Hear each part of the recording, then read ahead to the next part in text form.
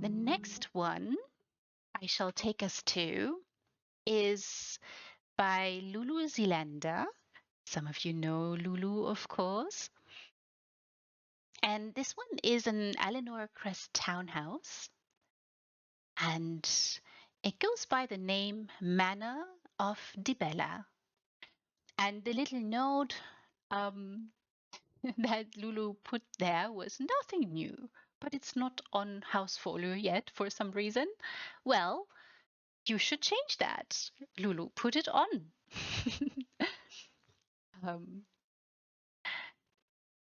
Feel free to tour it. Well, I shall tour it happily.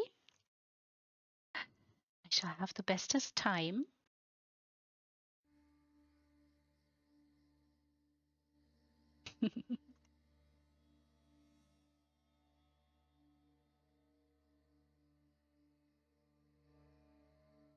Very dramatic, this build. Amina, so dramatic.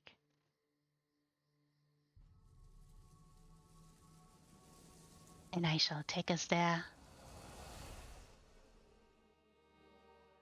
An interesting abode, right? The Alinor Crest Townhouse. A lot of people really appreciate this because it has a lot of sleek, clean floors and walls already. Interesting architecture as well. Oh my. Of course, we shall sign. Soft, gentle music here to greet us.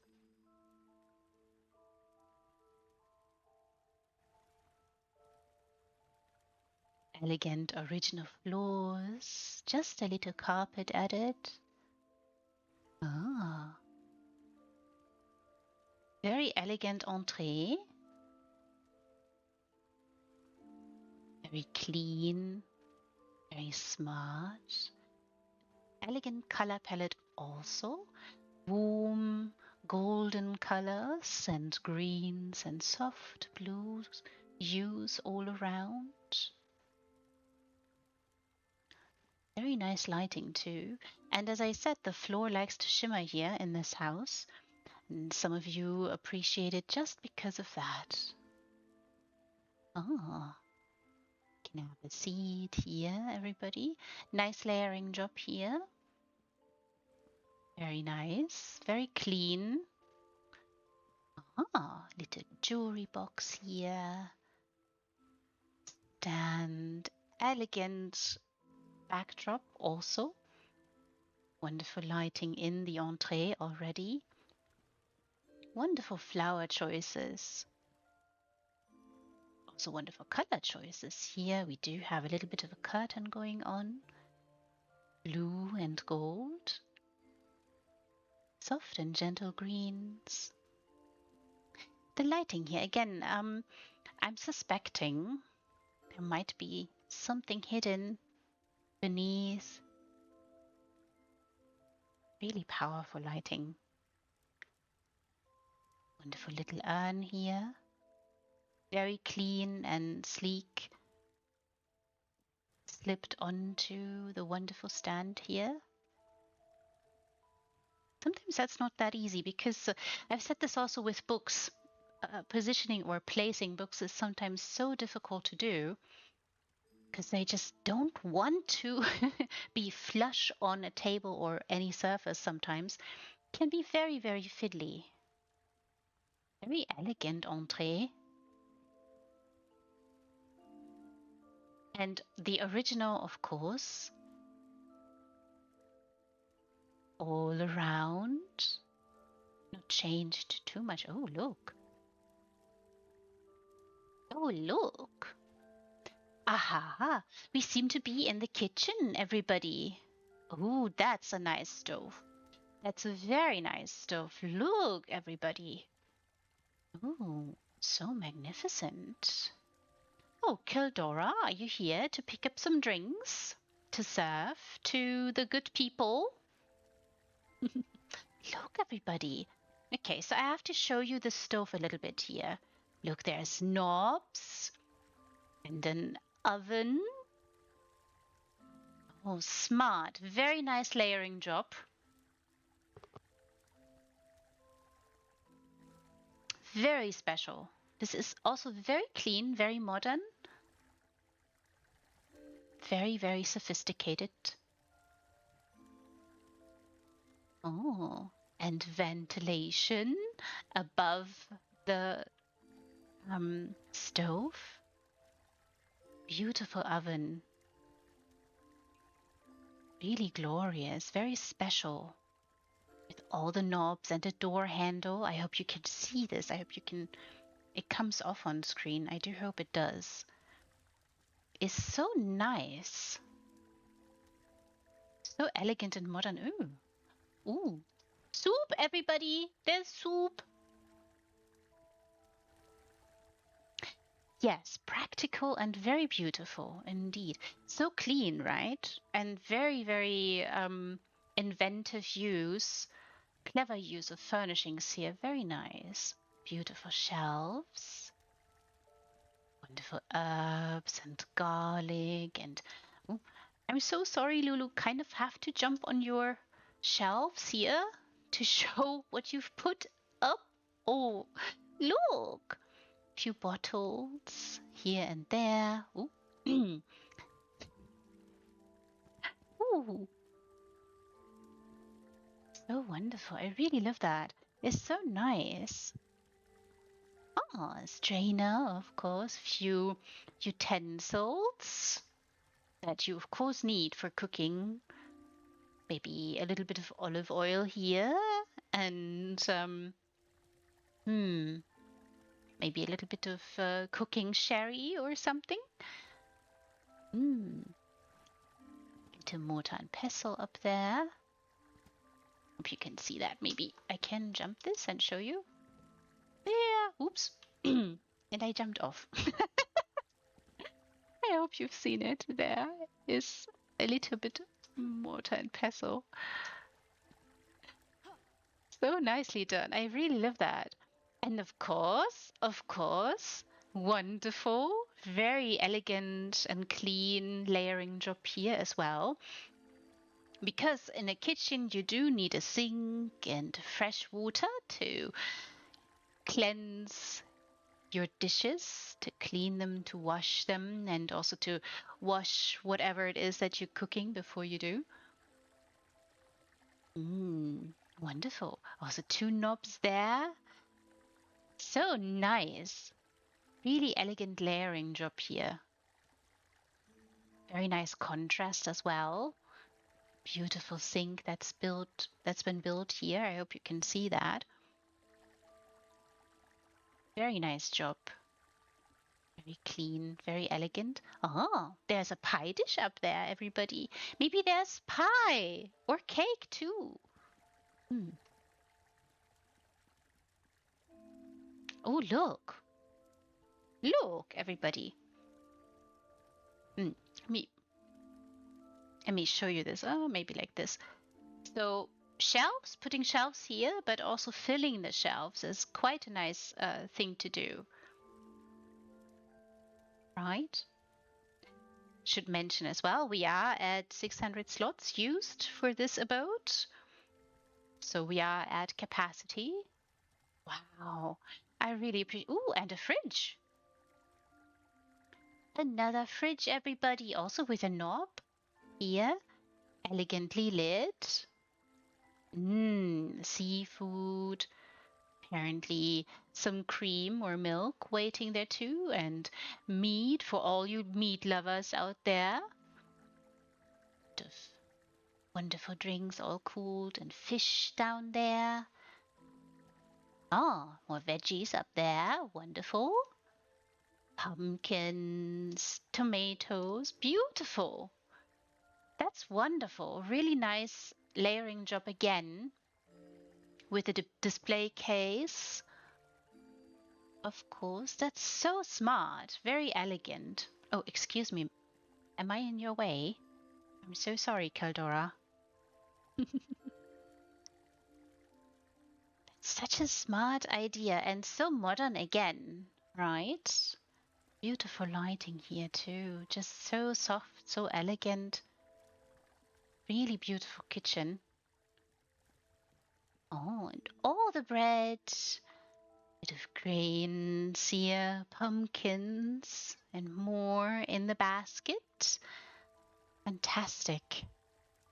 Wonderful kitchen, really. I hope that you're also aware that this is not exactly how this abode is supposed to or is looking. Oh, okay, I'm going to show you this a little bit so that you understand just how much has been added to the home. So this is closed, right? You can normally walk in there.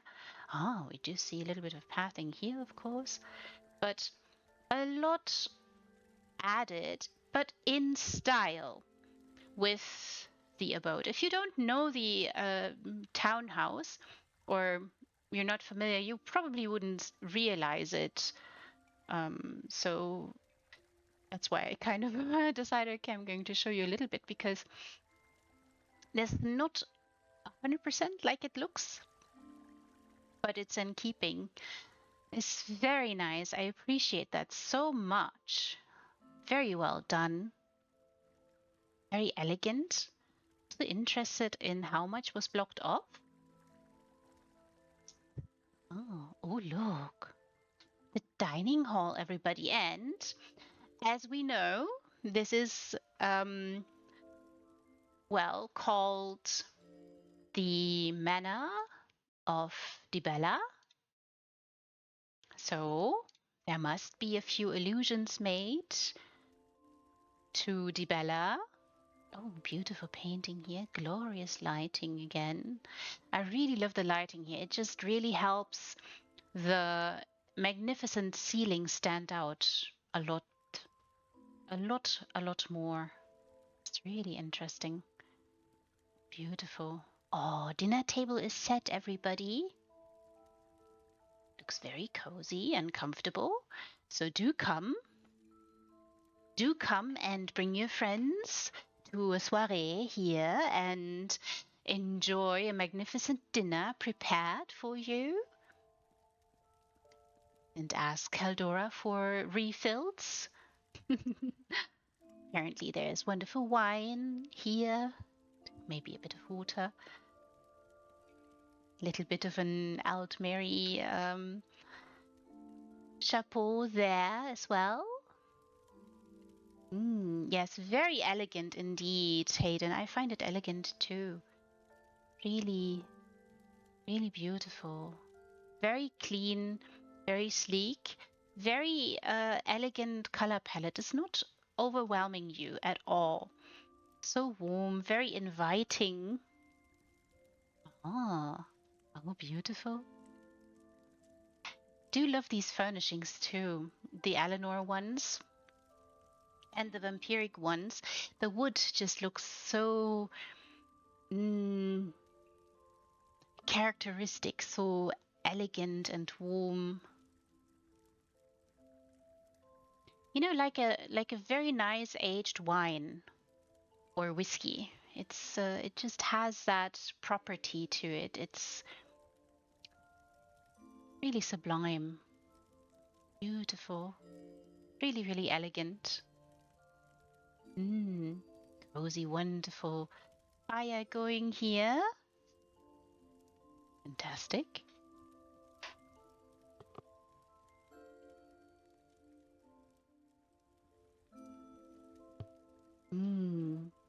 Just so magnificent, glorious lighting here again. And just the attention to detail in all you guys' builds is, for me, just every time it just makes me go, so wonderful, so beautiful, so fantastic. It just, you do see a passion and a love for housing exuding in these builds when there's so much attention to detail here. And that is the pathing of the house guests or the positioning of them. That is the addition of very tiny small pieces that maybe not a whole lot of people will recognize if they rush through, or just don't have a whole lot of time to spend, or they're just paying attention to different details. That too can be a reason why things get not noticed as much. But it's something when you see these wonderful details popping out at you, it just means that the designer has taken time. It means, at least for me, that there was thought put into this. There was maybe a bit of fiddling put into this.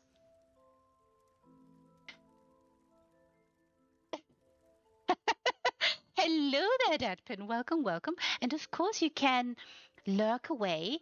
All of you know, if you must lurk, lurk away. It's all right.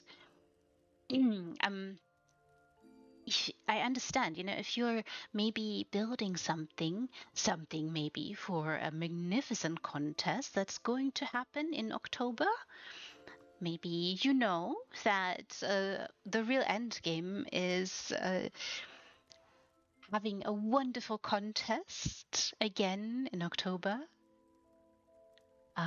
It's just, maybe you are building something for that. Maybe you are thinking about something for that. Sure. I mean, I would have to make the ice cream first, Datpin, but why not? I have made sorbet, but now that I have a kitchen again and can cook and all those things, I might make some ice cream. It's still summer, right? So maybe I should make some ice cream. Yeah, no, it's fine. If you guys need to lurk for whatever reason, you don't have to tell me. You can just be here, listen to me drone on, meander about tiny details and how beautiful they are to me. Because for me, they just show that you guys care about what you do, that you guys love what you do, that you guys are passionate about what you do, and that you're not just throwing something together and it's jumbled or something. You're paying attention. I really love that. It's so magnificent, and this is what I mean by I can feel this passion and love for housing exuding from your builds when I see them, when I get to visit them.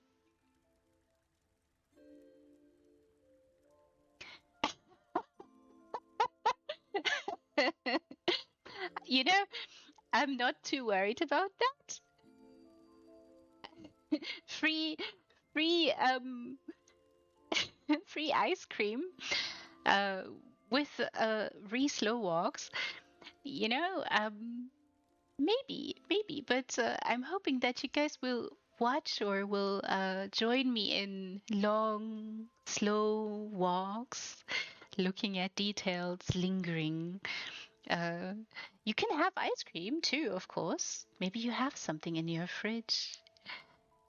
Maybe you don't like ice cream, and maybe you happen to fall onto a pair of cookies or two more.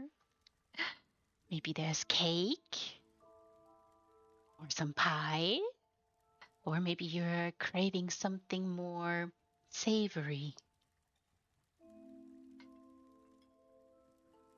Mm. Aha, not just one thing specifically. You know that I heard that before. A few people um, build things or multiple things at the time, which is very interesting. I do love that. Oh, you're lurking too, Lulu. Wonderful, glorious. I'm making you hungry. You guys always make me hungry too. you know and why not have a treat? You built this magnificent abode and so many more. Why not have a treat? And maybe it's a fruit platter that you're having, a fruit platter with a few good cheeses on it and a glass of wine. or something else? Yes, go find ice cream. I'm all for that. Everybody do that. Find ice cream or something, that just gives you a little hug.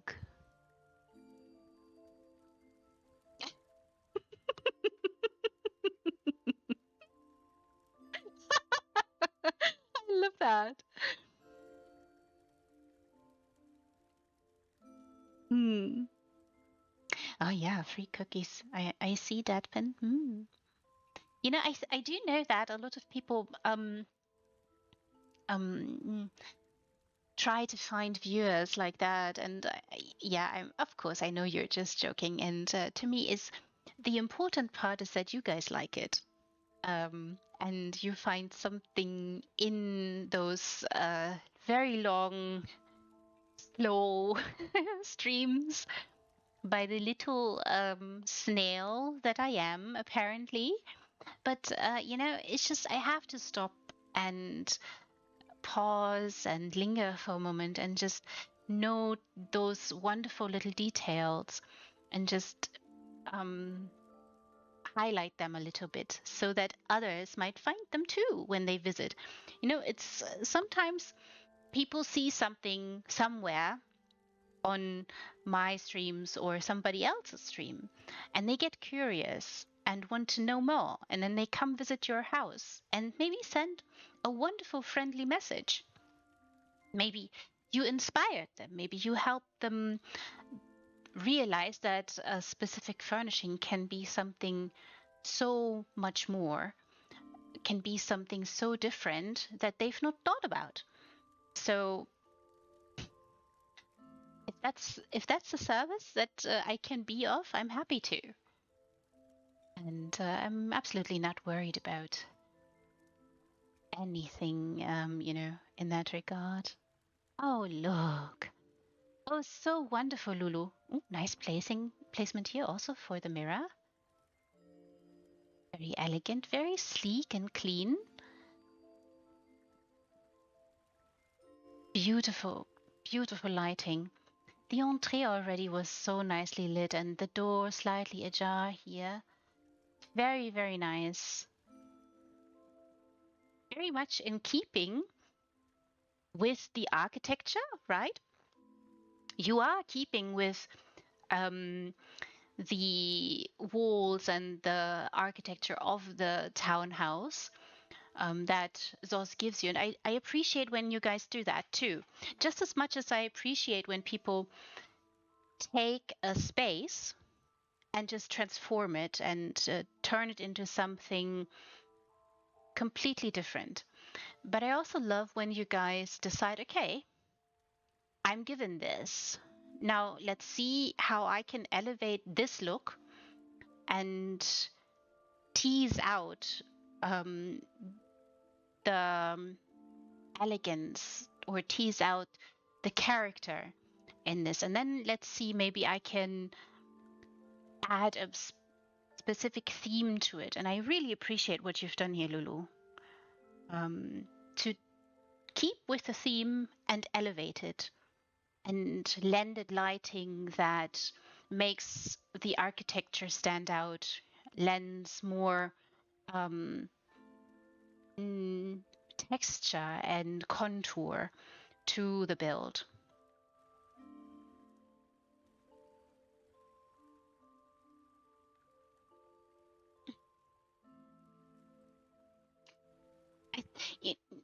Devin, you're making me blush.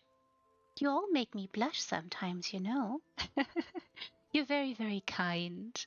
Um, really, you guys are you are the stars here. I'm just the lady with the camera, and because you take so much time, I mean, I'm just here.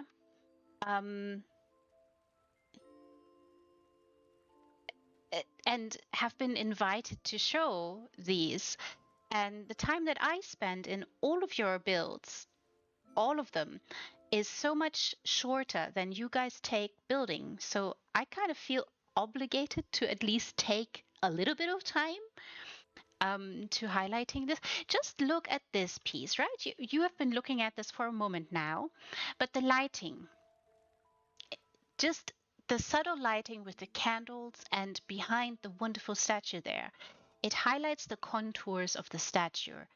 It highlights the contours and the specific characteristics of the Alinor furnishings here. The architecture really stands out like so. And it's simple things like these that simple. I'm saying simple, and I don't mean this in a, in a bad way. I mean this in a positive, appreciative way. Those are simple things, but they have a grand and beautiful effect. Mm. Oh, really? Nothing, absolutely nothing wrong with any of that, Lulu.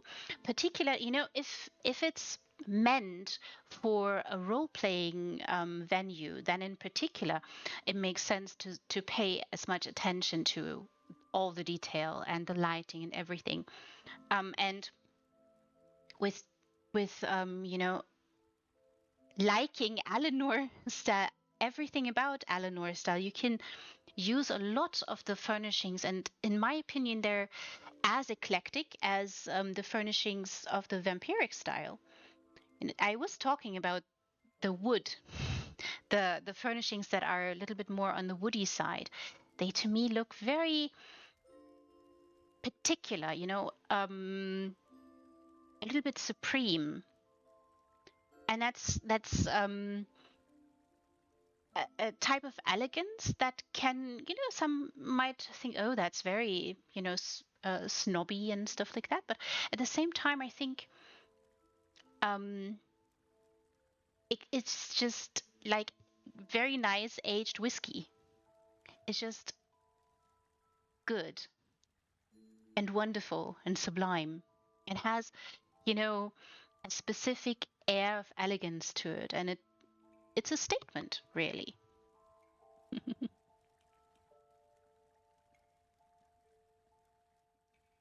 Oh, you made it for one of your characters too? That's very interesting.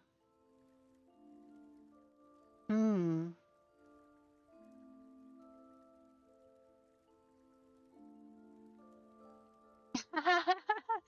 Character that is a diva. That's interesting. Yeah, and if it's designed for that character in mind, and that character is meant to be that, then of course it has to have an air of superiority to it as well, right? And it doesn't necessarily have to be something negative, I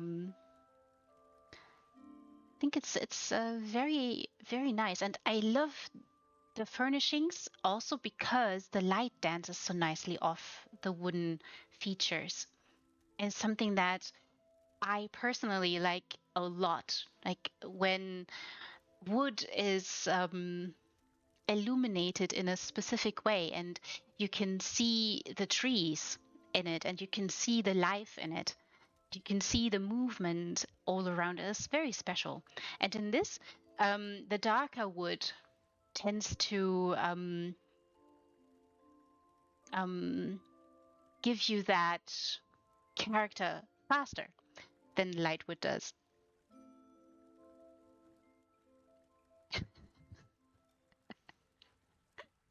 We shall not tell him. My lips are sealed. I mean, I've told everybody around now. We shall keep it a secret.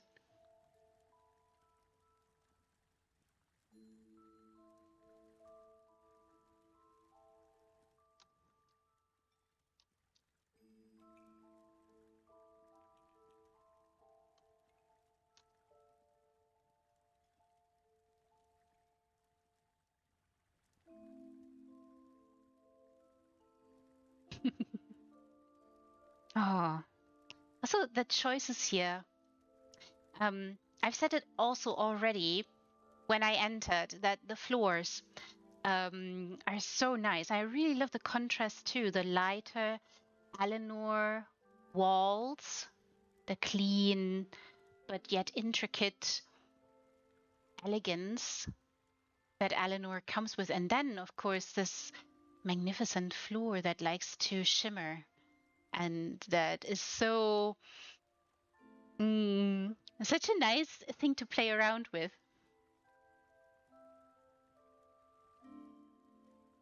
Yeah, oh yeah, me too, Datpin, me too.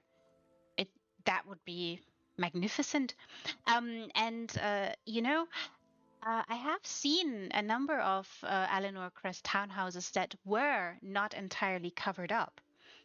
And I think there's absolutely nothing wrong with it because again, it's the style can be utilized and can be elevated, and you don't necessarily have to cover things up. But of course, if somebody wants to use the space and just goes places with it, that's fine too. I think everybody's approach to a build or approach to an abode and a space is their own, and just fantastic the way it is. Really also love the lighting here. I said it already on the statue, of course, but also the lighting on the wood here, the intricate features, the carvings along here, and the shadow, and the light that plays around it. It's just so beautiful.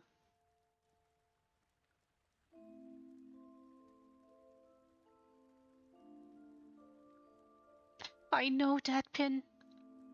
I'm sorry. Maybe we have to tell Zos, could we please, pretty please, have these floors too? Um, I'm sure we would find wonderful ways to utilize them. Maybe they're listening. Maybe we have to tell them more often. Sometimes they do listen, and we hear and see then in the future maybe something happening. Also really love the painting choice here. Very nice. Very elegant.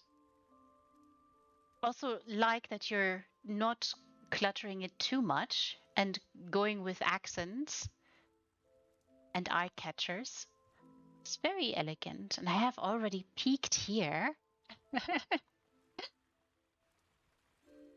Oh, look, everybody. I appreciate what you've done here.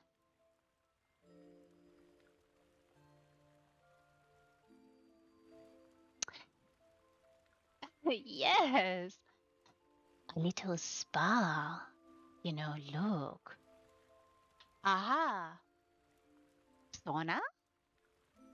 Look how steamy. It is very inviting. You should all come and visit. I mean, ask Lulu first, but do come. Do come and visit. Bring your friends and your bath towels too, and have a little sweat here. Steam away. Perfect, by the way. Wonderful steam set in here. Beautiful lighting again. Very elegant. Oh, and so nice. Oh, and look, this seems like a sauna. There's a little handle here. Oh, look at that! Anyone is free to come visit. Ah. Very good point, Lulu. No explicit stuff, everybody. Keep it in your pants. Yes, a sauna spa. Wonderful. I love that.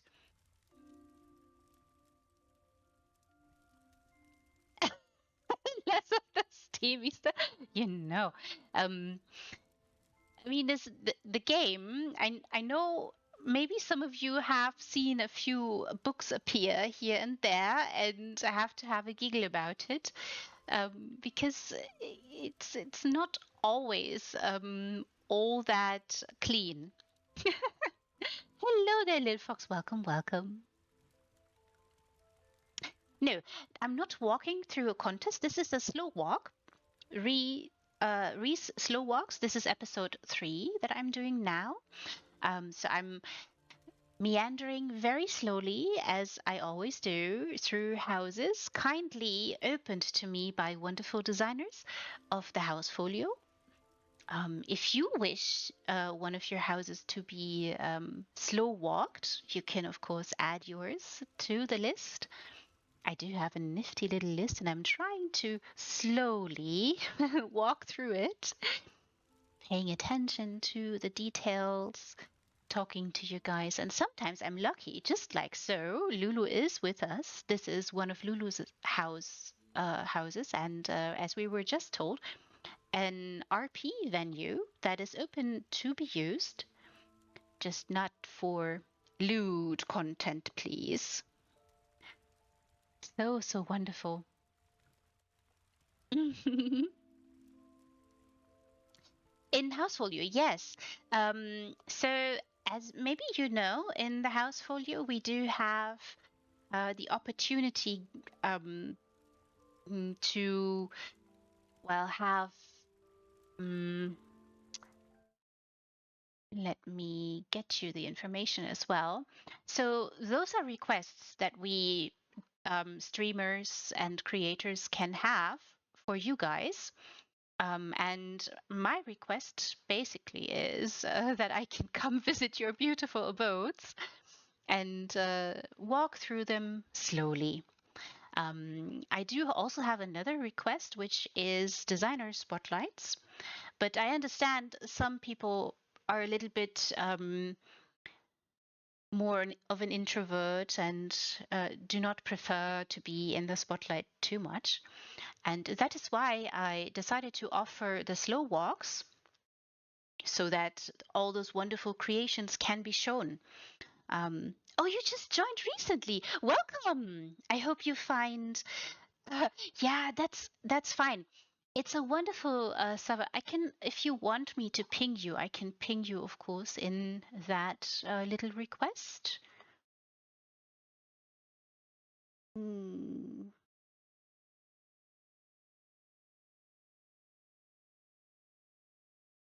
I do hope this is correct. Let me check if it is indeed correct.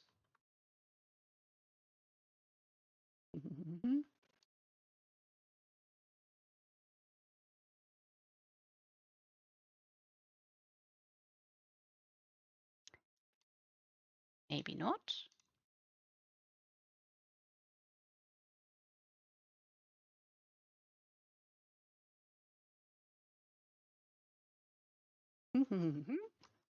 We'll sort it in a moment.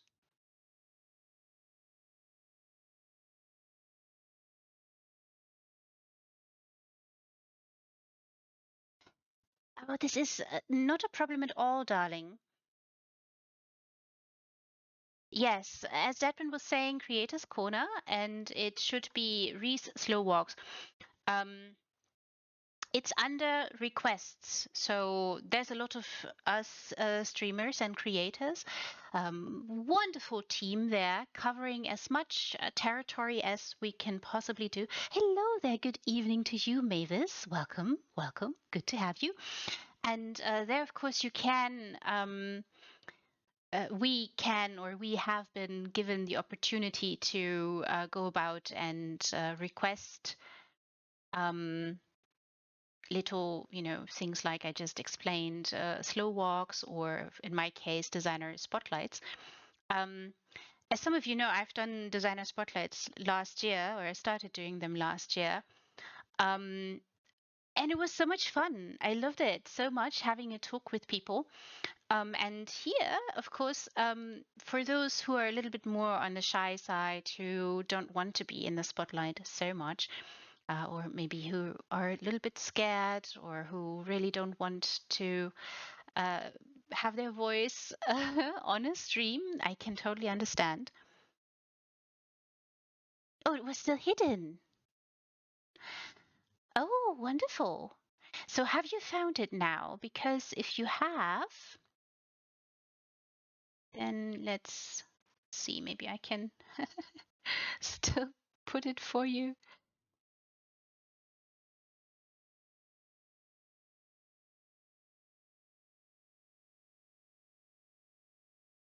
I hope this is you. Maybe I've pinged someone completely wrong now, but it's hopefully it's you. Perfect. Wonderful. So yeah, I have a little intro up. If you scroll up, you would see what the aim is for this. You're very welcome, darling. And yeah, I go about and meander through those beautiful boats and take it slow and easy, and that way I have a chance to really make sure that. Mm, is it back enabled? This is interesting.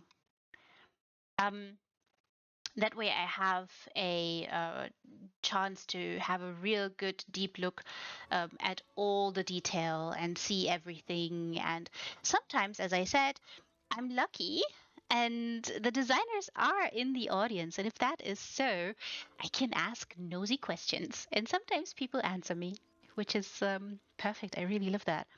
So yeah, also on House Folio, if you're not aware, maybe I should put the information there for you as well.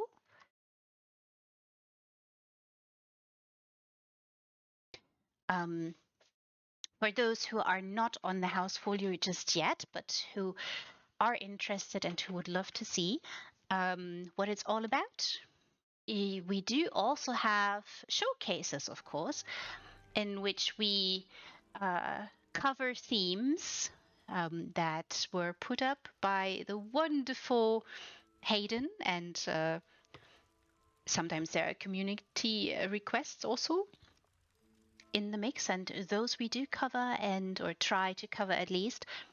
And yeah, it's great fun. I really love doing that. It's so much fun.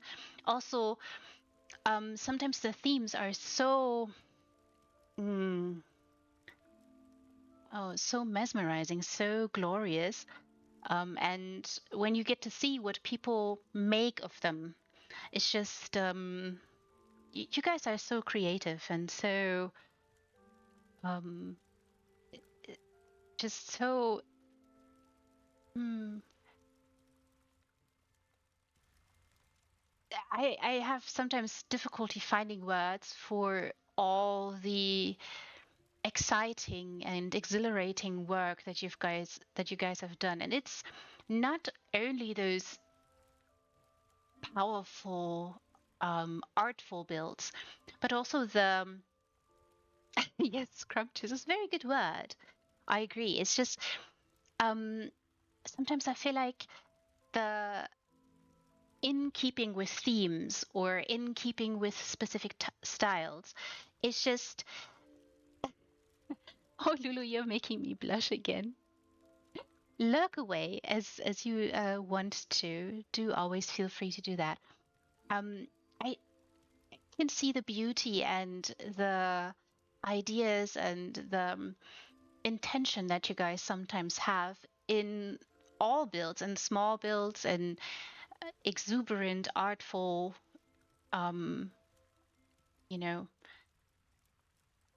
just surrealistic builds, and also in those very down to earth, um, fantastic, elegant builds too. And here we are, of course, in this beautiful sauna and spa area of the house. Everybody, you should come and visit. Should have a look around.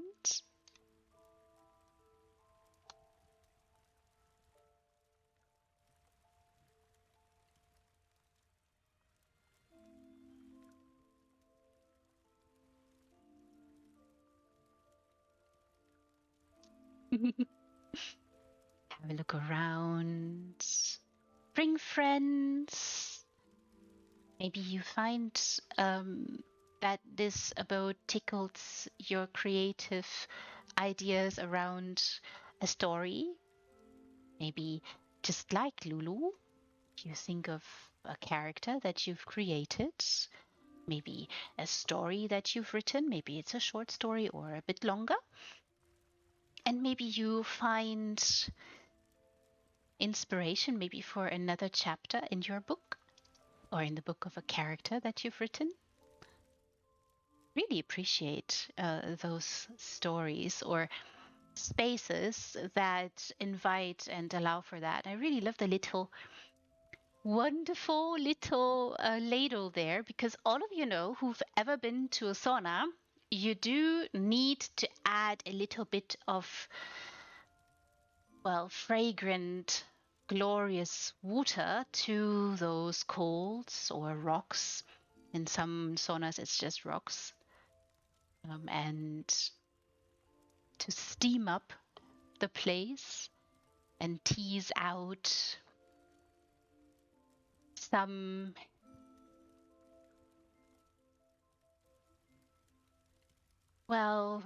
maybe some woes that may trouble you, and you can let go here, relax, unwind, and then step out.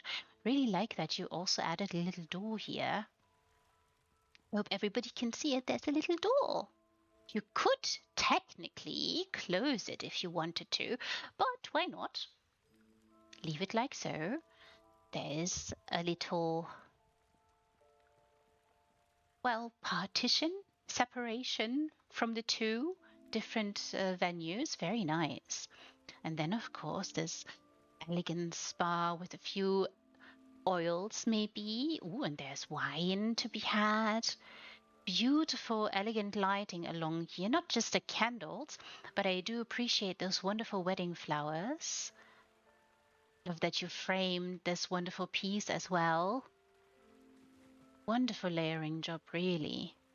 Glorious, very glorious color palette here. You are staying in color palettes so well. This is so complementary. It lends to the, sublime, superior exuberance of the place. Wonderful. Oh, so wonderful.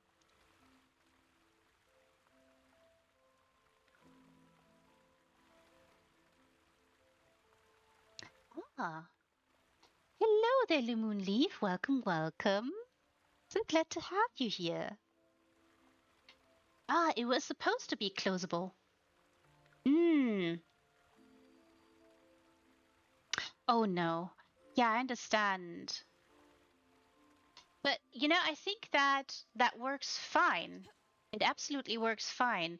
And it's, sometimes that's a gamble, right? If you don't have limited visitor, I mean, if you have, limited visitor or, restricted, it's a gamble, right? Because you can have people start turning lights off and just messing around with the build.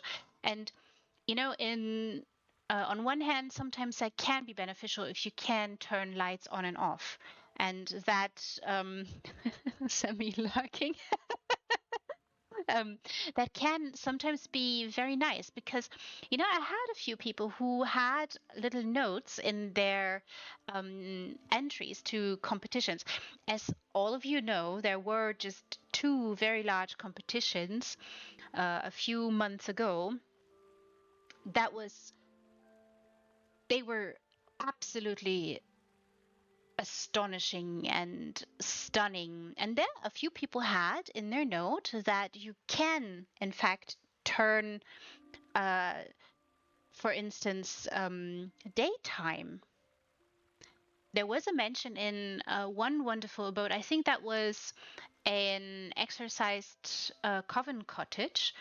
I can't remember just off the top of my head which designer that was, but I will find it. And they mentioned that you can mess around with the time of day to see which lighting or how the lighting and the time of day changes the abode. And that is a very nice thing to do, because sometimes, you can see how dramatic the effect is and how just how much it matters what time of day you set it and how you light things.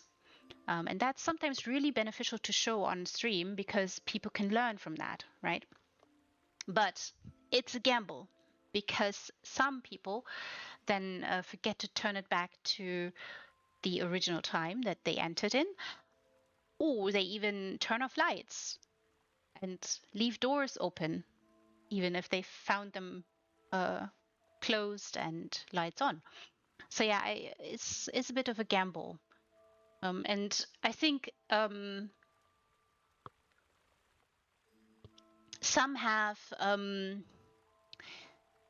during competitions. I heard from a few designers that they went to their house often because they wanted to make sure that all the lights were where they were, and because they didn't go with very restricted settings.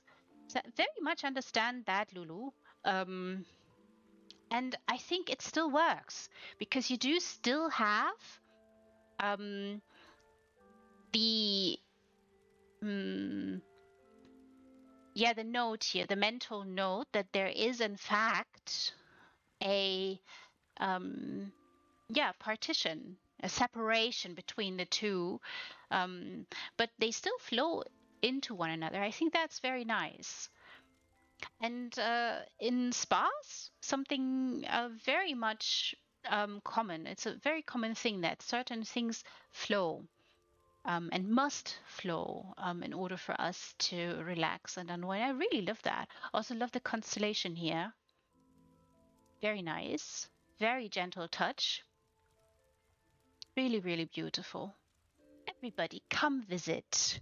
Leave Lulu only kind messages. I also love the placement here of the cloth or the cloth, really. But of course, all of us know these are towels for the sauna. Wonderful. Really love that. So serene and so calming and gentle.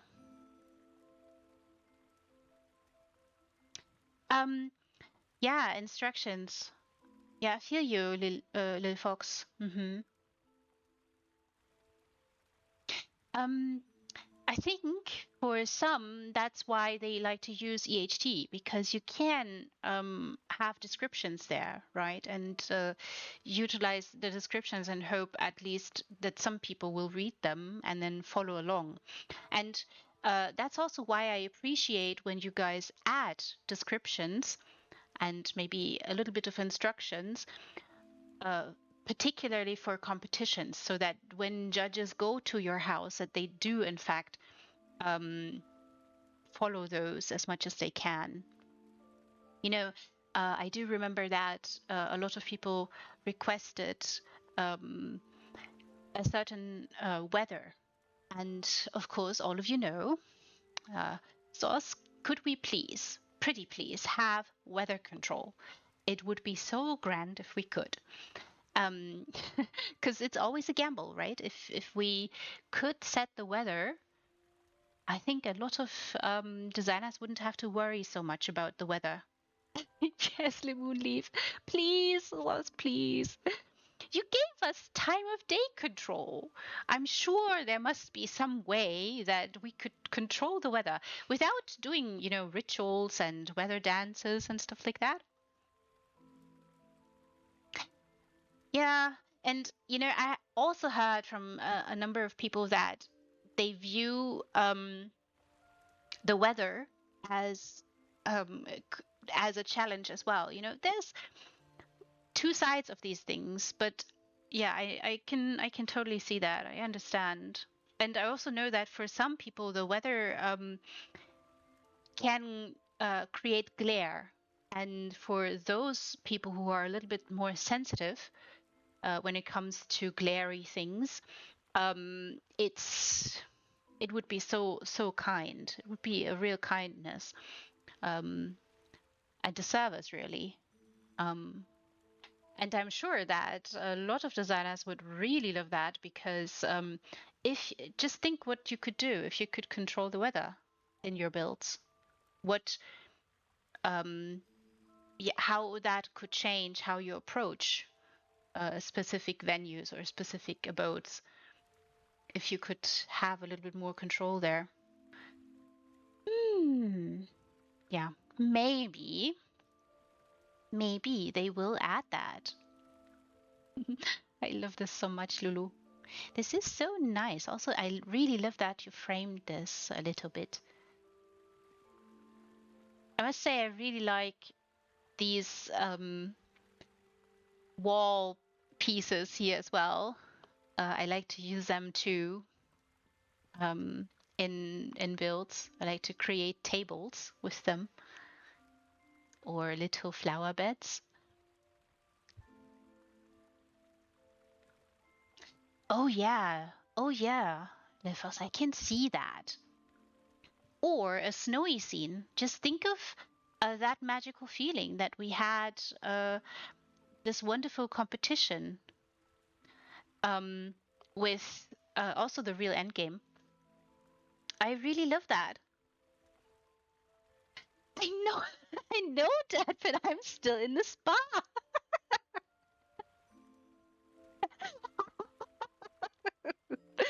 This is a slow walk. Your little snail here, Ree, is slugging away very slowly, creeping really. um, yeah, I think I agree, Lulu. They're great for so many things. You can yeah, I keep telling people just turn things around. Use the furnishings and turn them around and see what they can be for you. I mean, I'm echoing Kitsun Dark here that you should forget that a furnishing is named something and just look for the shapes and for the colors, right? And that can really um, take you places when it comes to designing things. Yes, flip everything upside down, look at it, see what you can make of it. You know, the Vardenfell model, I love utilizing that in some builds as well because it's a perfect canvas. If you are looking to create, and I've seen a lot of designers do that as well, utilizing it as something of a canvas and then building onto it a modernistic art piece in one of the Japanese themed houses that was so well done, so superb, and round shapes. It's quite nice, and the color that the Vardenfell model has on its upside down side is so nice, so elegant. And if you like that, a little bit, similar to the Alinor floor here, different, of course, this is marble and it does have a different texture, of course, but the lighting that can really elevate it as well. So yeah, indeed, turn things over, see what they can be, and maybe they are going to take you places. Made it out the spa now, everybody. Oh, Lulu, this is so wonderful. I love this. I have said something about this painting already. I really like that. The frame is very nicely done. I mean, the frame of some of the paintings are just exactly what you need in a posh. This is a slow walk. I will go as slow as as a little snail does.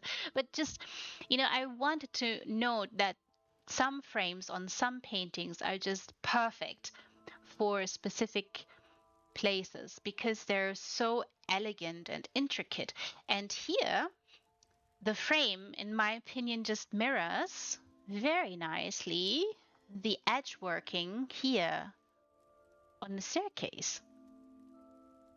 So that is why I had to note this, and also the edging around the woodwork around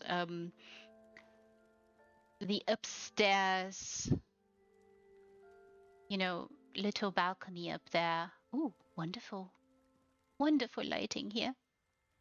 Wonderful little flower there. Fuchsia. Very, very sweet.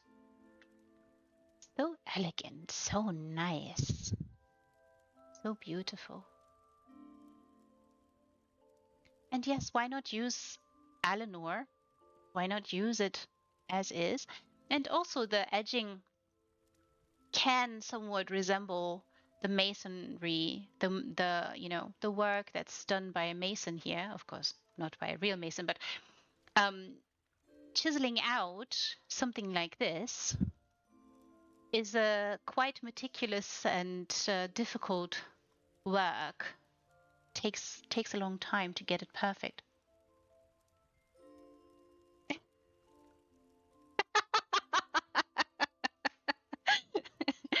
Oh, yeah, and of course, then it also is a little bit of a darker theme, yet there are warm colors there as well. And of course, it does, there's a little bit of a nest there.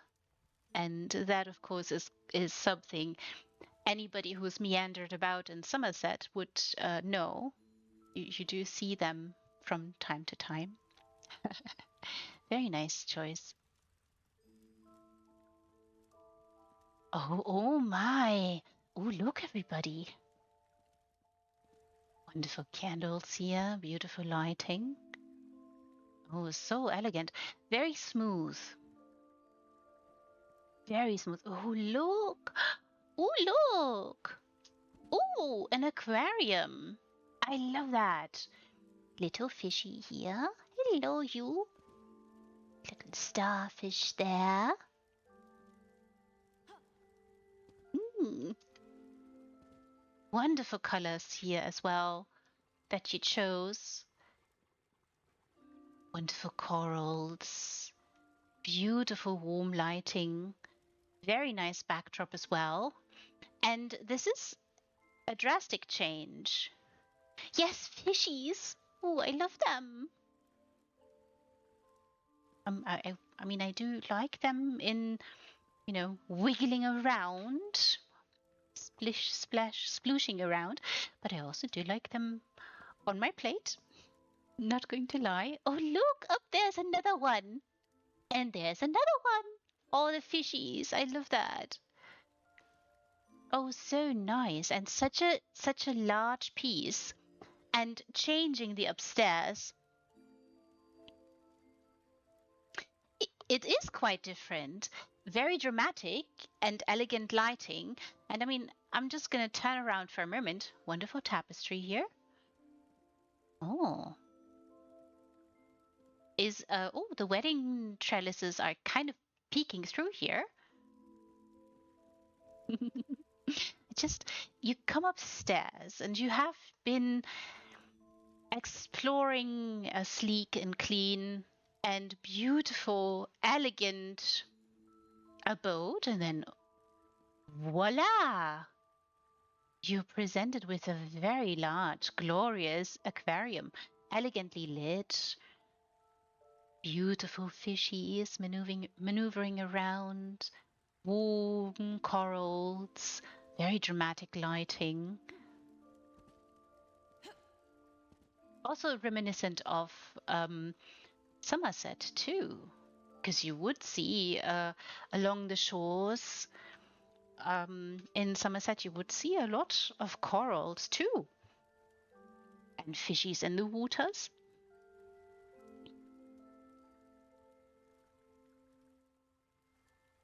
I know that, and how am I going to boop the little noses? This is very distressing. Can I, please? You could also just swim closer to the glass so I can just put my finger there and boop. Yes, the lighting is indeed very nice. It's really elegant. Also really love the movement that you added. And I don't mean the movement there with those wonderful flowers. Not just those. I also really mean the movement of the fishies moving around, having a blast, and the best time in such a beautiful abode. And it's a dramatic change. Also, maybe that's not a whoopsie, this Lulu, just think this is on purpose. It's a little bit of an adornment up on the ceiling. Nothing wrong with it. Oh, it's so wonderful. I really appreciate that you've gone and changed this so much. It's very dramatic.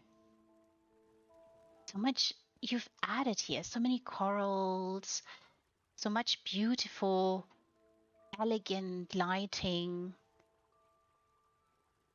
lots and lots of movement around, and such warm colors.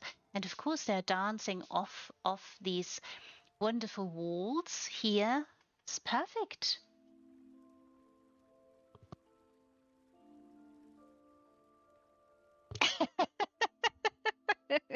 you know, I think sometimes a whoopsie can be a happy accident too, because sometimes it leads you to decide to do something different, maybe in that place. And I will say, I have built a little bit in my gardener house, and the floor, the upstairs floor, it feels like super thin. Like you can't place anything upstairs and sink it in a little bit. Because sometimes I like to place, couches, or, something people can sit on, or something that needs to sink in a little bit. And there it's just, I've been walking upstairs, going downstairs, walking upstairs, going downstairs, because over and over and over again, because I wanted to make sure how much can I scooch it in without it peeking through. So I, I totally feel you. I so get you. Ah, you were struggling with this build? You know, um, it doesn't look like it just yet. Maybe I shall see in a moment. But um, you know, the upstairs. I understand. Yeah, just like I described right now in a gardener house or other, abodes that have an upstairs floor. It can be so fiddly to get things to work and not peek through. And so, yeah, it's sometimes I just decide to change the ceiling entirely in the downstairs area. But of course, that eats up slots and changes the build. And maybe that's not the intention, of course, but um, going with the flow sometimes can help. But so how long did it take you to build, Lulu, if you don't mind me asking? If you don't have to answer if you don't feel like it, of course. Or if you don't know, sometimes people don't know how long it took them to build. Right. Yeah, a lot of people really don't remember. It's an old build, really. Oh.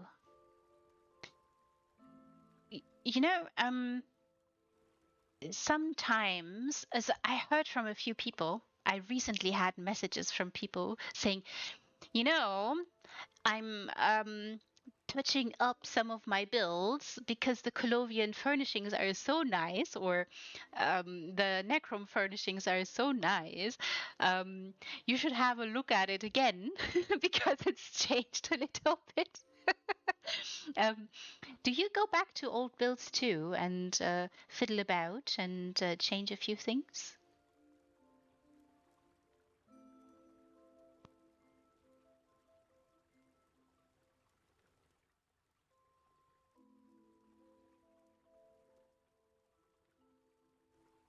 Ah, right. Yeah, bigger projects, and 600 slots is quite large. I mean, is only one more up from there. Oh, you do fiddle about. Very good. And I really love that you do go back and redo a few things. And that's also why that's the reason why I asked this, is because then it's even harder to tell how long it takes you. Because if you go back to something and fiddle about, then of course you can't really tell how long it took you. But in particular, older builds, I really appreciate seeing them, um, because you can see an evolution. And I've spoken about this a couple of times, but I really love seeing that for all of you, seeing an evolution of you, of your aptitude, your creative capabilities. And when you see when the designer realizes what they can do in housing or what housing allows them to do, that's just so amazing. And you seeing that, you know, in succession is just amazing. I really love seeing that because I love seeing you guys grow and reach heights that you might not be aware that you can reach. So it's something very special.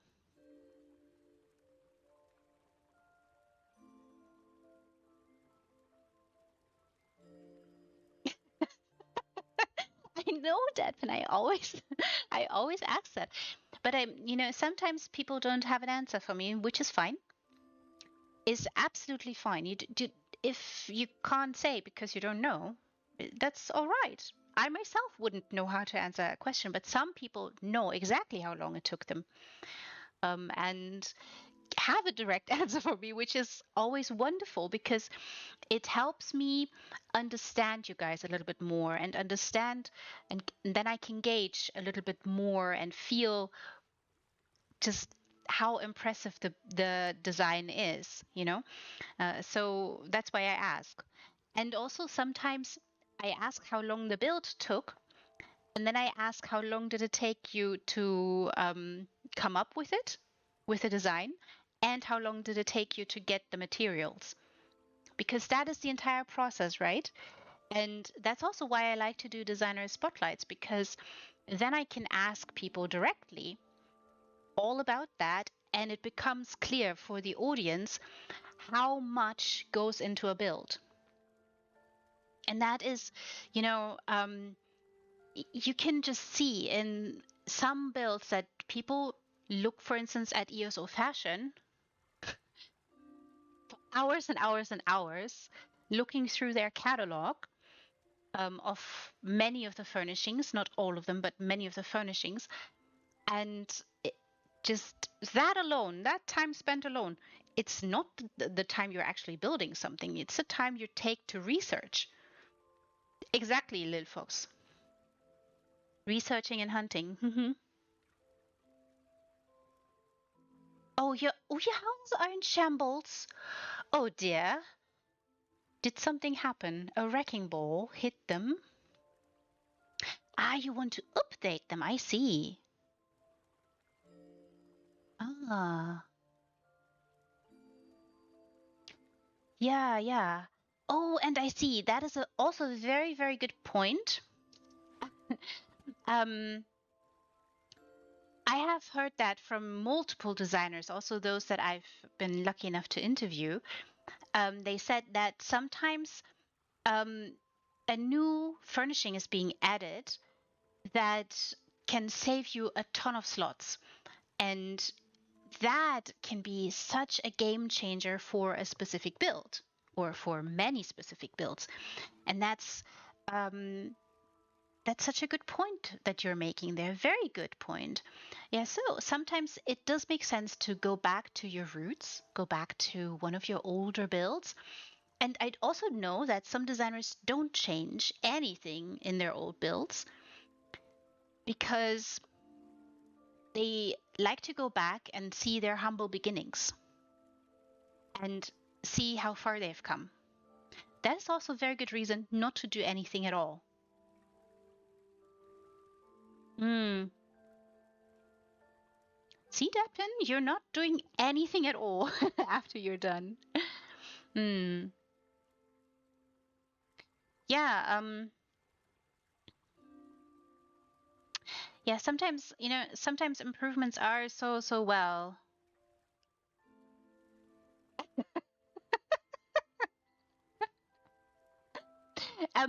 And also, it's absolutely fine to just make a guess.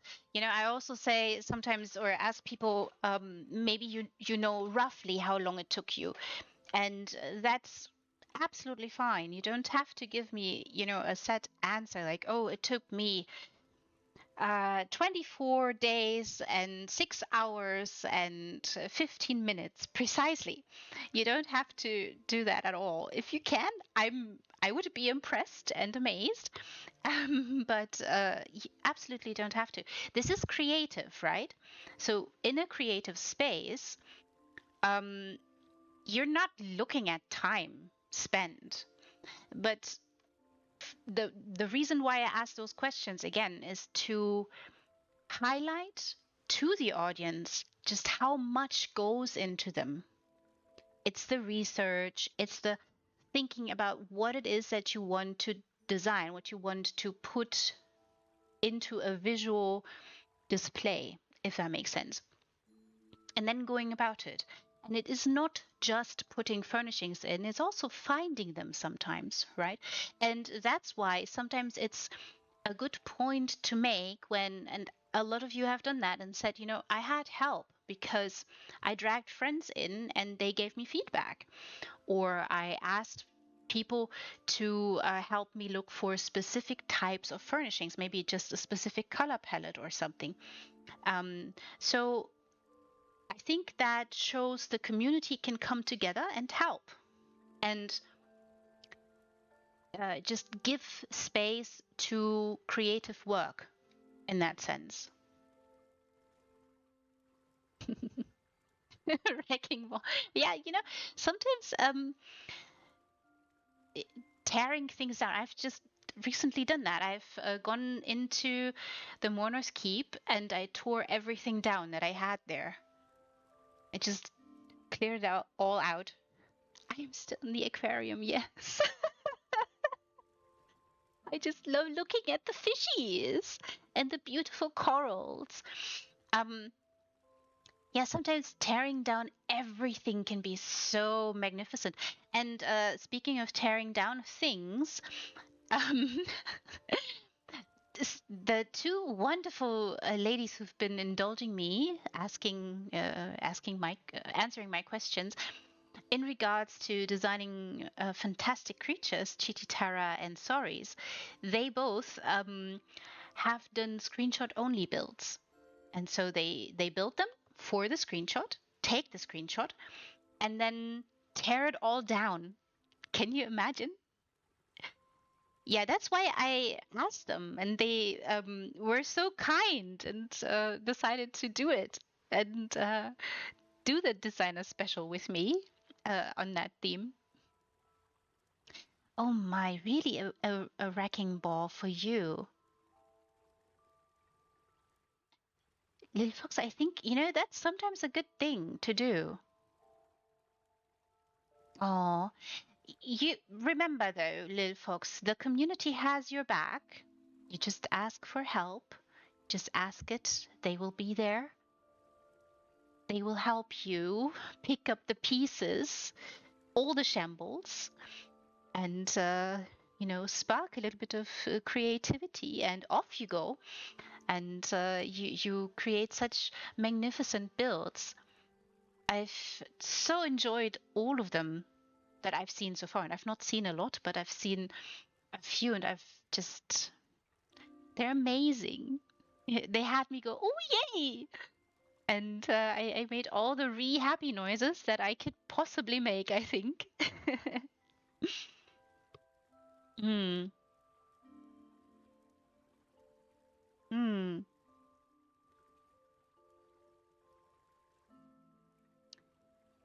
Hmm. Yeah, that one sometimes, I was looking at the Mourner's Keep and like my Mourner's Keep, and I was thinking,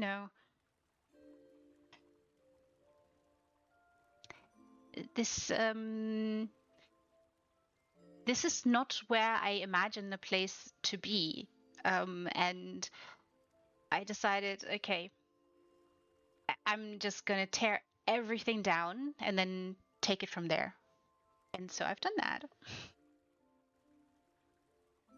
Oh, you've cleared Moon Sugar Meadow. Oh, and you're starting a new build. Oh, exciting! That's also something that um is so fantastic. You can just clear everything and start fresh, and with something special. And and again, you in those instances, you start fresh and maybe you apply something you learned in previous builds. And doing that is what I mean by seeing an evolution in you guys, in the design, in how you go about it.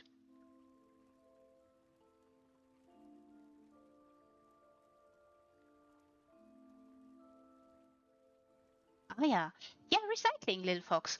I have heard that mentioned by Chititara and Soris as well. Recycling, recycling, recycling. Nothing wrong with it at all in ESO and the real world, by the way. Um, can recommend. And yeah, also sometimes you notice that a furnishing can be more, um, and is not, maybe. And as you say, you make screenshots, you take them. Also, little note here, Hayden has such a brilliant eye when it comes to taking screenshots. If you wish to have Hayden take beautiful screenshots of your abodes, there's a request out. You can have Hayden come to your place and take screenshots. Kitsundak is also happy to create wonderful GIFs for you of your magnificent abodes. There's also a little request there on the house folio, so feel free to browse around if you really want to add a little bit more to your showcase, or maybe you're not all that happy with the screenshots that you've taken, and maybe Hayden can offer you something else, and something really elevated. So would suggest to look there as well. Oh yeah, Dadpin. Oh yeah, that's so true. And then there's also designers. So I spoke to Poseidon, for instance, in one of my designer spotlights, and he told me, and he's actually shown me that he used some smaller houses to be IKEAs. I'm sure all of you have IKEAs. I have also IKEAs, because you have to put the furnishing somewhere, right? If you're not using them at the moment. And Poseidon has not only got IKEAs, but they are so well um, sorted. It really feels like you're going to an IKEA, because he has one that has statues and they're all neatly lined up, and it's really amazing. So if he is looking for something very specific, he knows where to find that, and he likes to use the large houses, the 700 slots houses, to design really impressive builds. So just that's also a possibility. And but also, if you use smaller houses as IKEAs, you're losing them as potential space to build. So of course you kind of need to um, decide, okay, I'm gonna clear this one out and start fresh.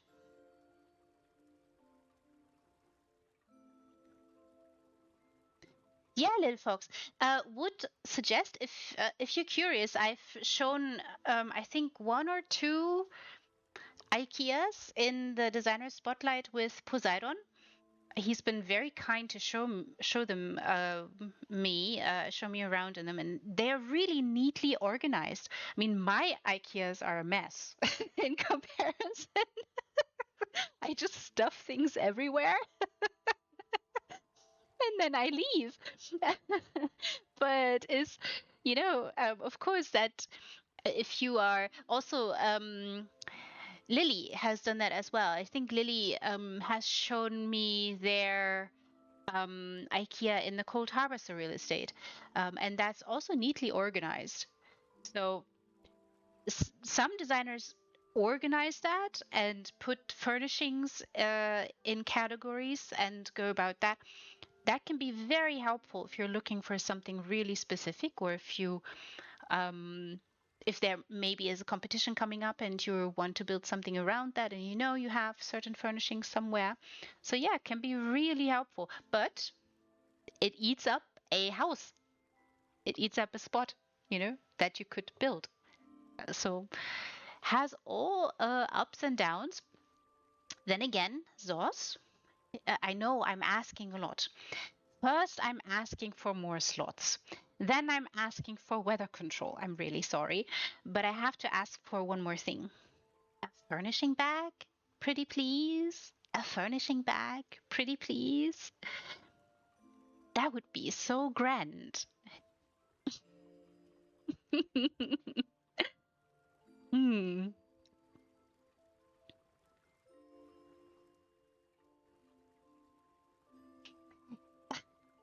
You don't have to feel, badly about that. My storage houses, my IKEAs, they do not look like IKEA at all. They're a mess too. I just put things there and know, okay, they're there.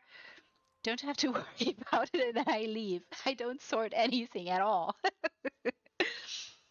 But I do know which type of furnishing is in which IKEA, so I don't have to second guess myself there. But that's all there is. You can't walk around and just look at neatly lined up statues or building blocks or beautiful, glorious trees or something like that. I don't do that.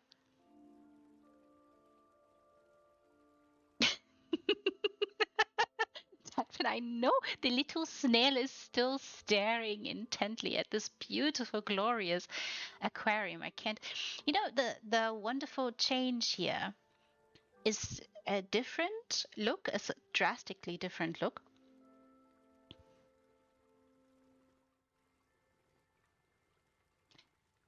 Oh yeah. Oh, true. That's true, Lulu. Very good point.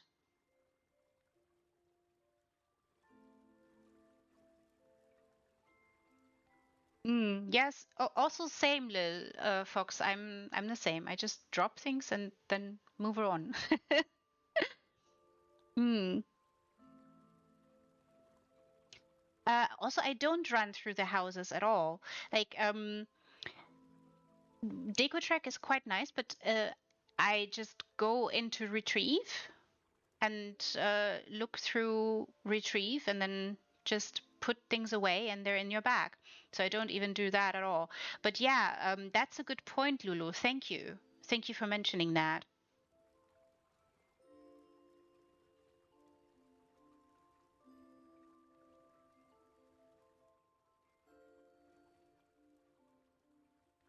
Hmm.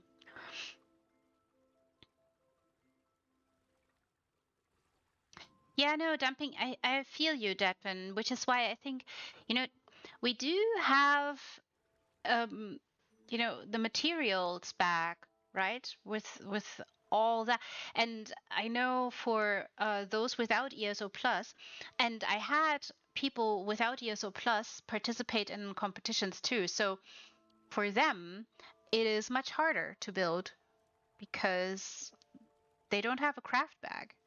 So and of course, the limit is different too in the houses. So I think there's something to that. And a furnishing bag would be such a nice addition. Zos, if you're listening, pretty please, please, we're asking so nicely.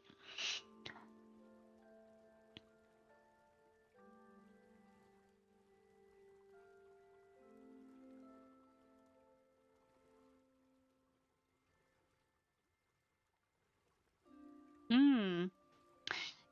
That's again a very good point, Lulu. So magic sorter, everybody. If you want to have a go at it, maybe it is for you, maybe it's not for you. You can decide. Um, you do the retrieve thing. Good. Right, right. Understandable. Yeah. is a bit tedious, right? So, and that too, everybody, that too goes into designing, into building something, and that takes time.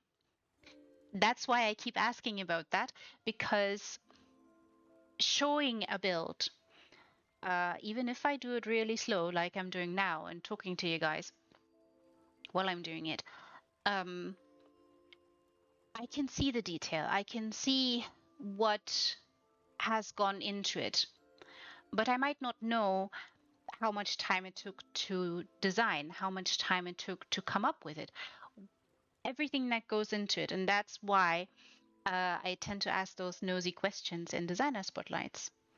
Um, it helps understand. It helps you know, adding context to it, if that makes sense. Hmm.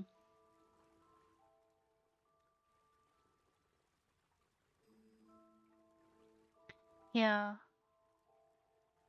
Good question, Lil Fox. What does Magic Sorter do? I've not used it before, so I can't really answer that question. Maybe Lulu can give you a little answer to that.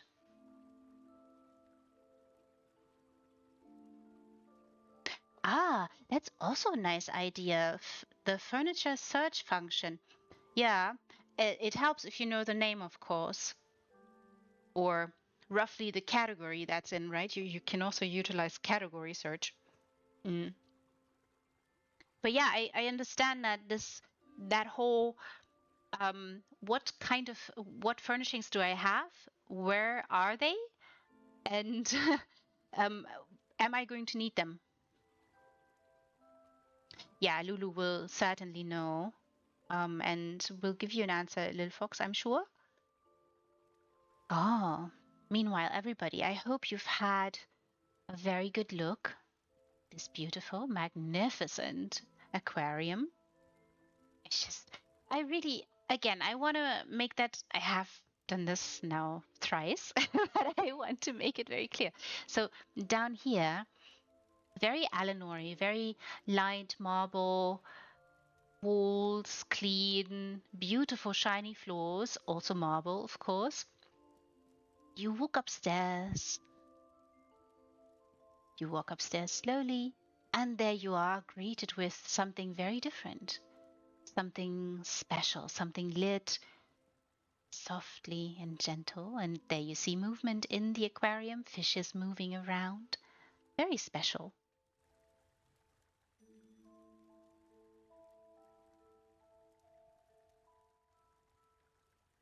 Mm. Oh yeah, DecoTrack is a list. That is so. Hmm.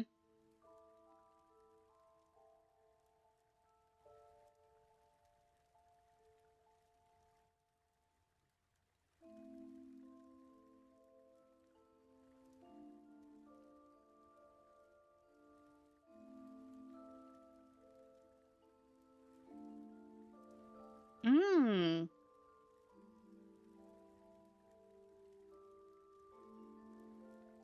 Ah.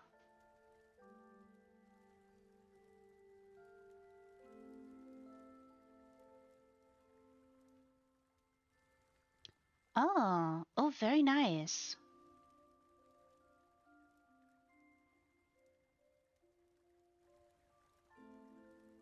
Oh, right. That sounds very magnificent, Lulu. Mm.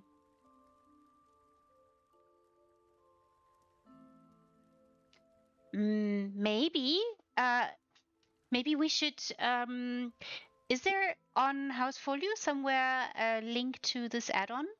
Maybe you should add it somewhere because that would really help, I think. You know, these kinds of tips are very valuable, and for some people they do. Oh, we don't have an add-on list. Oh, mm, or a help in the help section. Maybe that is a good, or the housing section where people talk of you know, doing things. Maybe we can add a little pin there. the add-on and what it does, and a little pin so people can find it. It's particularly if it's not a minion, because I do know that a lot of people use minion, and if it's not on there, that might help. Where to acquire? Yeah, the unbroken version. Lulu, that would be grand. Thank you so much also for the information about it and what it does and how it does that. And of course, a little note to grab a coffee while it does its thing. Oh, that would be so magnificent. Thank you so much, Lulu. You're such a star. So brilliant. Oh my, everybody. Oh, I had a little peek there. Oh, and how to install. Yeah, some of the add-ons are a little bit tricky.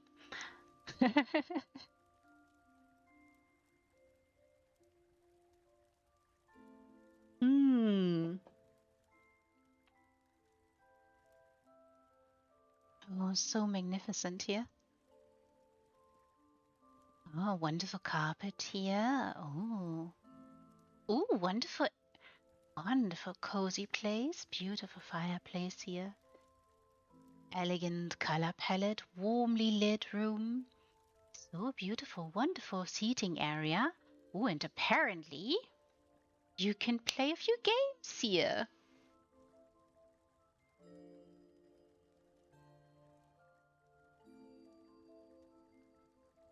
Yeah. Yeah, definitely. I do agree that a furnishing bag would certainly sort these things. That would definitely be a universal cure, if that makes sense, for it. But in the meantime, while we plead for a furnishing bag, we must make do. Unfortunately. Oh, but this is so sweet. Look, everybody. Wonderful little library. You can sit around, play a little game. Beautiful, elegant, long curtains here. Very, very gently lit. And again, I know I've spoken about lighting a lot, but I have to say it again. Just look at the lighting and what it does to tease out the contours, the masonry work, the carpentry on the wood, and it's just the engravings are so magnificent, and to tease them out, to make them more plastic, to make them more tangible for anybody looking at them. I think adding lighting in a specific way elevates them. So that's what I mean by working with a house and its original face and taking it to the next level. The aquarium is next door. I just moved into this little room. I shall move past it once more.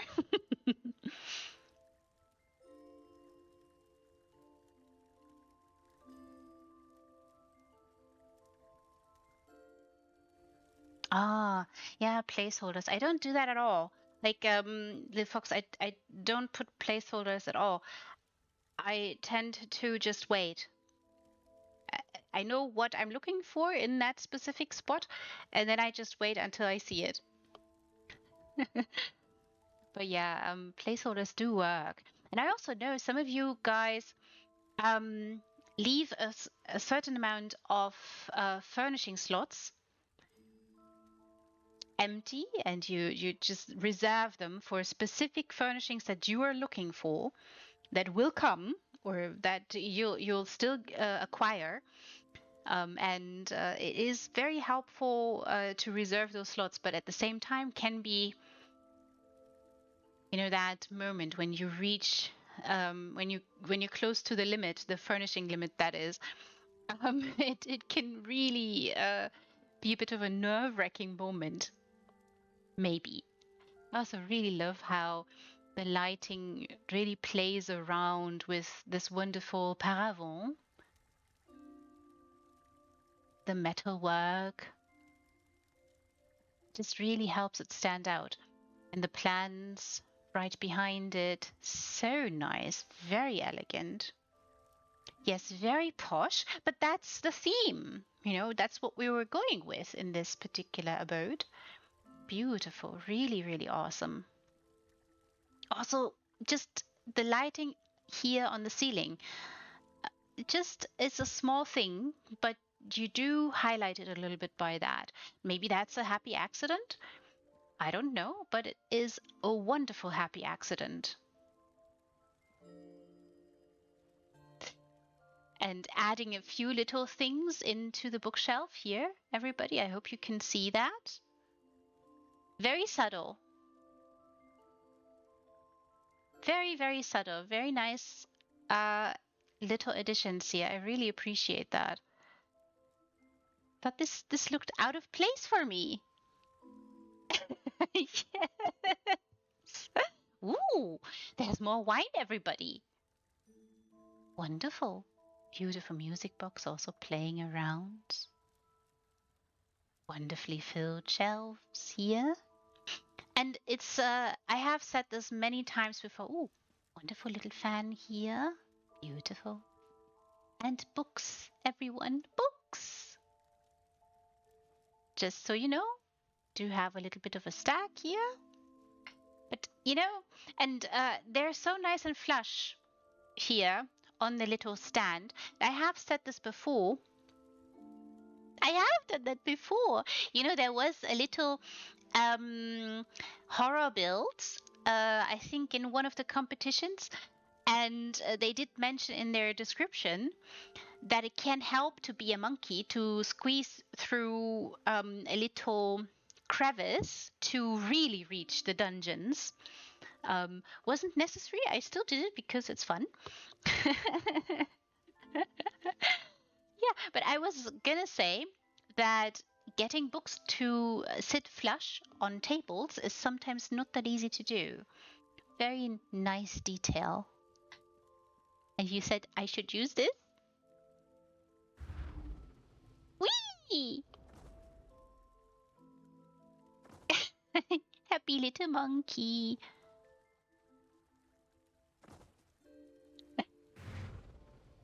Going past the little aquarium one more time.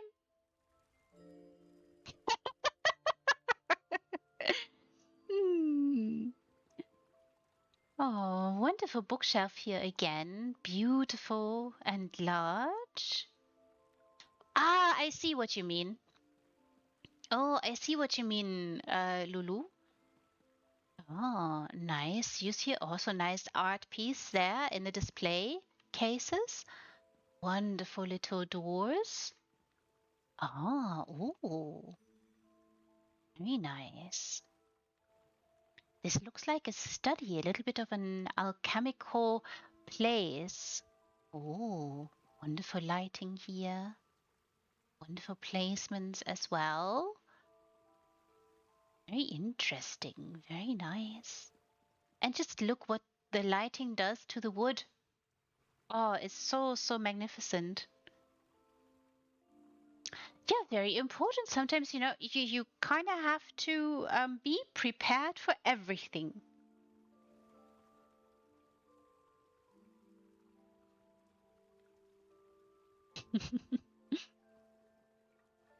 Hmm. Very nice. Very elegant. Very beautiful. Very detailed as well. Really appreciate that. Very nice layering. Very elegant and nice. But I have a suspicion. I have to see if that suspicion holds true. Gonna have to look on the other side here as well. Ah, yeah. So I see why there were a few struggles, because if you look closely up there, the bookshelf is peeking through. just a little bit. And I do have to have a look here as well. Ah, good. Good, but I understand what you mean, that there was a little bit of fiddling about and getting things to be snug, because I saw that little thing here peek through just a little bit. Oh.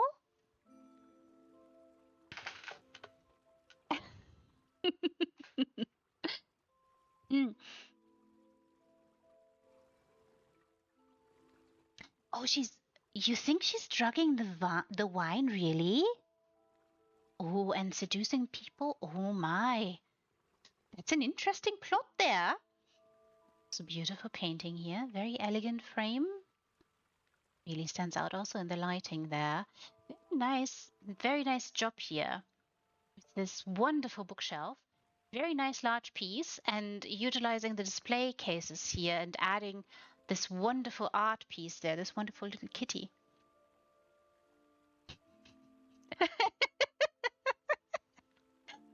You know, maybe, or maybe not. Maybe this is, a field study that they're conducting. Maybe is a field study to see what ingredients spark specific reactions. Yes, of course. Nothing wrong with that. A little bit of drama added into a role-playing venue could be exactly what it's for, right? So again, gentle reminder, everybody's welcome. Come here if you want to. It's just beautifully lit. I really appreciate that. And again, the shimmering wall of the bookshelf is just, ooh, I love that so much. Yes, of course, nothing insidious in being a scientist, right? Oh, so wonderful. Also love the use here with all the wonderful maps.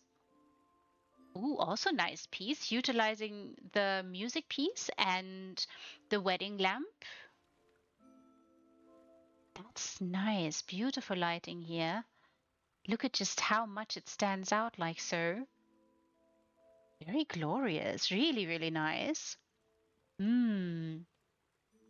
Also nice layering job here. Adding on to the wonderful antiquity. Beautiful. Elegant lighting. And again, just I can't emphasize this enough. You must light statues, you must light your abodes so that they stand out, so that you tease out contours, so that you tease out atmosphere, and thus elevate the build and elevate the plot and take it to new heights. Just these large windows that this abode comes with, so nice. Oh, wonderful display cases here. Also beautiful things on display. Nice addition here with a backpack. Very nice clutter. Oh, and a little bit of notes. Aha. Looks a bit like the study. Beautiful quill there too. Fantastic. Ah.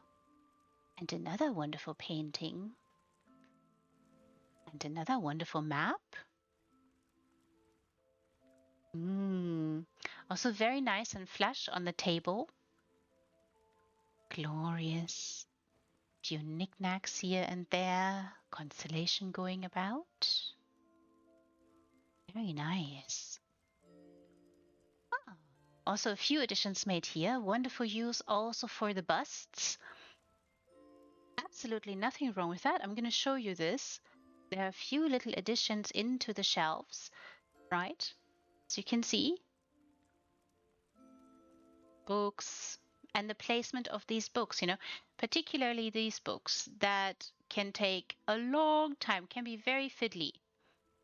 And some people have even gone to adding all the books, manually, not using rows. Oh, she's a sorceress. Oh, and studies ancient magical artifacts, everybody. That's interesting.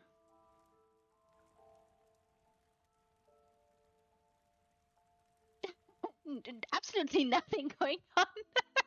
Deadpan. I love that. This is wonderful. I really love this. And placing books. Placing books and have them still be legible, that can also be difficult. I'm just going to show you that they in fact are legible.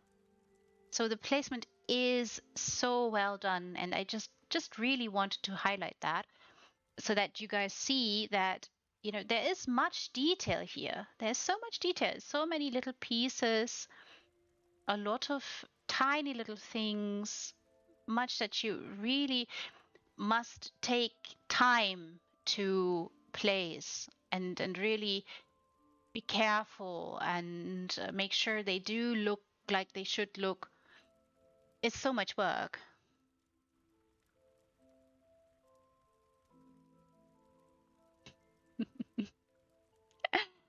Yes, it's a perfection or perfection with a long rolling R. Oh, so wonderful. I really love the lighting here, Lulu.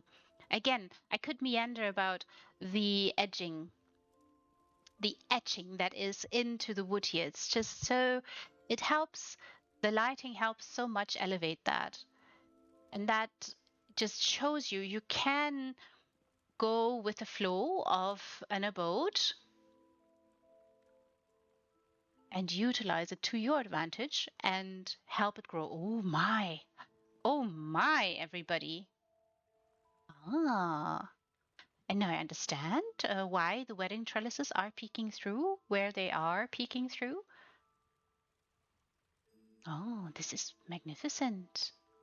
Wonderful idea too. Oh, what a wonderful large canopy here. Mm, very nice. Looks super cozy. I think that's 3 beds, right? Ah, and this must have been very fiddly. I see. I see, Lulu. Yes, I understand why this was fiddly for you. Um, I hope you're not offended that I did see it. Um, is It happens to everybody. I think everybody has had a little snafu. Yeah, okay. So I have seen something downstairs. I have not pointed it out. Um, but yeah, I was wondering about this because it's not there, and I've also not gone into the inspection mode on purpose. But here you see it. There. I think people can see it now. Yeah, the bed sticks out a little, and it makes complete sense to decide, okay, I'm gonna try to cover that up. And that's what I also I have the same experience with the gardener house, Lulu. It is such you wish that the floor would be a little bit more a little bit deeper so that you could hide a few things more, that you could sink in uh, a little bit more. Yes, please. Hmm. Oh, no, no, no, nothing. Look, there. I was wondering a little bit about it, but yeah, it makes complete sense to use that too, Lulu, because it is such a perfect frame. If you yeah, and such a magnificent abode with grand marble. You would think that maybe it could be a little bit, but no. And here you have this. It's such a great frame to utilize the shelf is so perfect, and you can utilize it in this magnificent way and layer on top and create this fantastic, very cozy looking bed. Well, or sofa.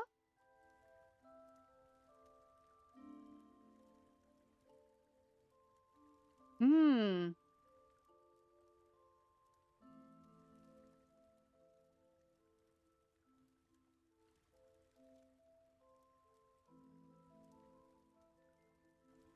Ah, very cozy and so comfortable. Huge. Yes, must be a huge bed.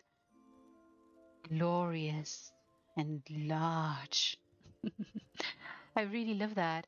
But yeah, and I get why that is fiddly and why it might have elicited a few loud, angry words, maybe.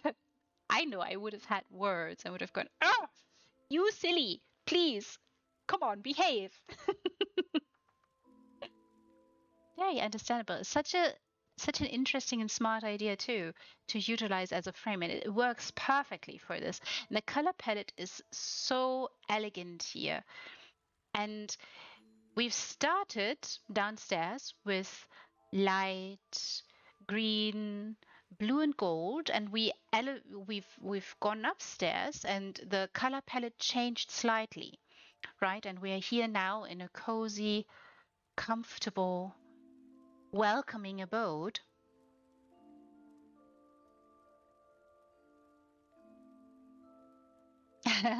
Maybe, maybe. I mean, there is a sauna, so steamy might be there, but this could also be a perfect spot to, read something to people. Maybe some poetry, maybe a wonderful novel, a chapter of a novel or something. And I know from my own experience, reading to people, uh, some start to lounge at some point, even if they sit in chairs, at some point they start to lounge. And why not have like a wonderful chaiselong or a beautiful large spot for them to lounge and listen and be comfortable and just lose themselves in literature, in poetry and art. Or maybe someone is even more artistic and decides to put on, a song for them, plays for them. Hmm. Yes, yes, Dadpin. That is so important too. Stretch out your legs, recline, take a deep breath, close your eyes for a moment, rest them, and just follow along. Maybe there is, some poetry that you can use to travel to places. Same with literature, with anything really. But of course, it's an open space. Make of it what you will. But please follow the guidance of Lulu. Oh, this is so comfortable. Love all the cushions around. Wonderful color choices here. Very cozy. Beautiful candles here. And wonderful wedding trellises. Such a nice job, Lulu. And I can see why it's been so fiddly and why, the floor is so unforgiving here. And again, you're also highlighting the wonderfulness that the Alinor Crest Townhouse comes with. It's just glorious. I really love this. I have said a few times about this painting in particular that I find it a little bit much, but in context to this particular abode, is definitely very on point, right? It's posh. It's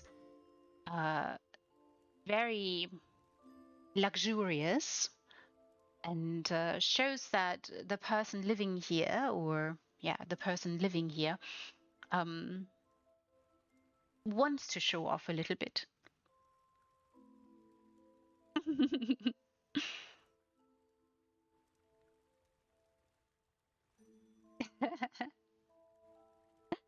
Innocent images. You know, Dadfin, I, I actually have read people to sleep. Granted, some of them were small people, children, that is. My best friend's twins, I've read them to sleep a couple of times. It took me a few attempts because they wanted to hear a specific story more and over again. But if you read things slow and in a specific way, people tend to doze off, particularly if they close their eyes. And you tell them to breathe in a specific way. In the secret garden? Oh my! A garden. Fantastic.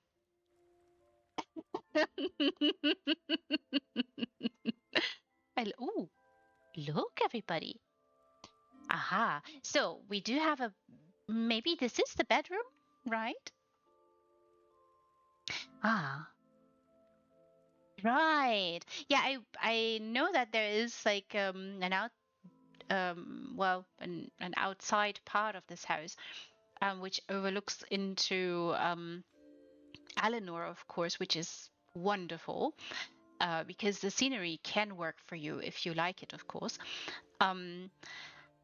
And not secret, and you've not hidden it, which is wonderful, of course.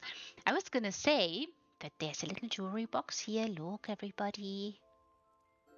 You little tiny little things. Of course, maybe this is the bedroom.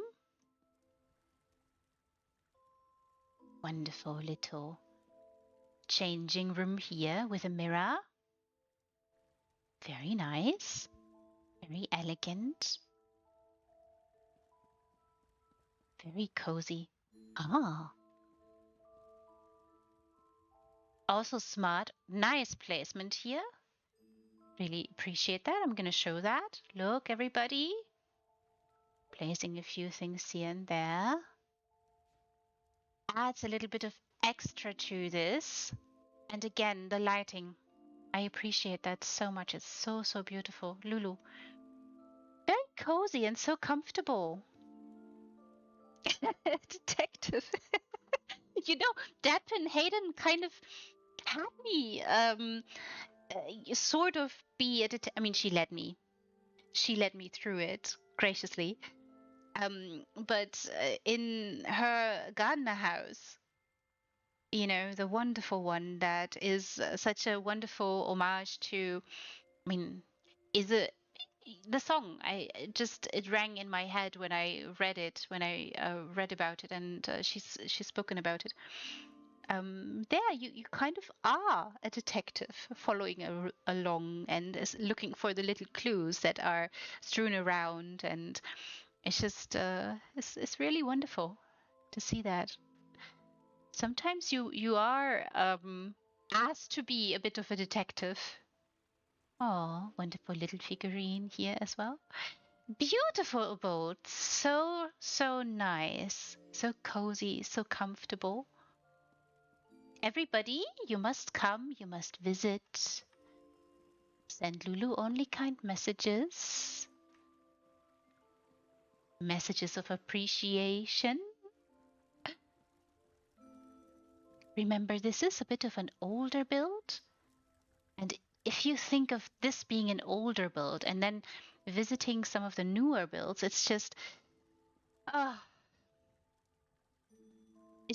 do love to see this wonderful evolution. Fabulous. All right. Um, then Lulu, sleep tight. Yes, I'm back. Iconic Tea. Welcome back, you two. Good night, Lulu. Sleep tight. Have a wonderful day tomorrow. Ease into the week. And thank you so much for being here and letting me also meander about, look around.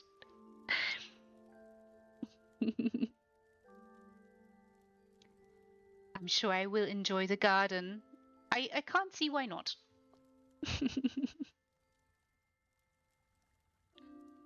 Oh, yes, Iconic Tea, I'm back. I know. It's been a while.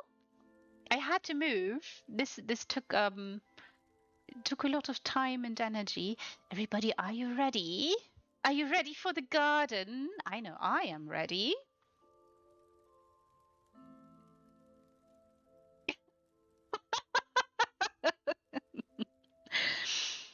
House Whisperer? I'm not sure my House Whisperer. I just have I just look at them enthusiastically.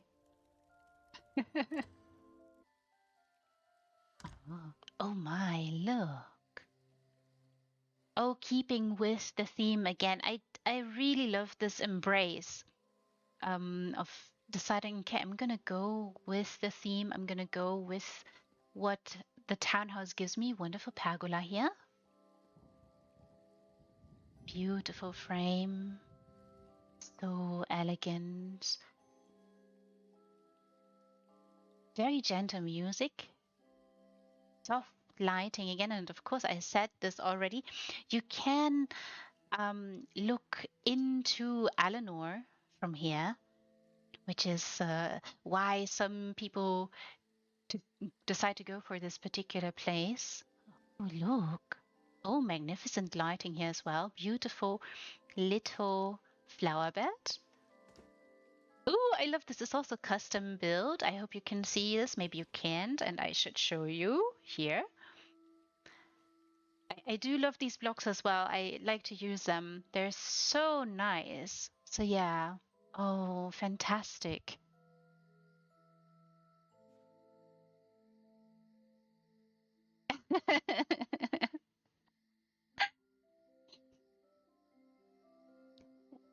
Yeah, that. I mean, some of you have done that, and on purpose.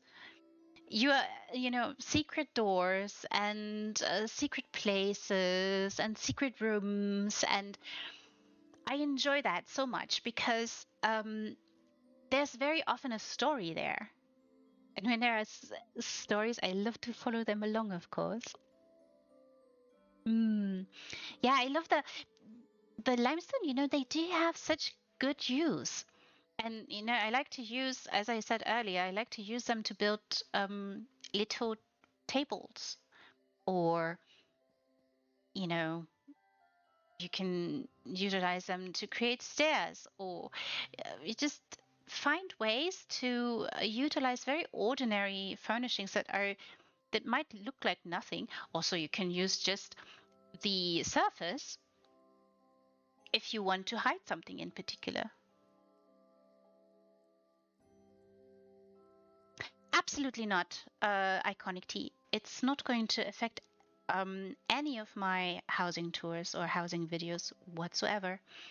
Um, I know that a few people have not been super thrilled about the new feature, um, mainly because I think that some of the recommendations have been, well, acquired in questionable ways for some, and that is really a shame.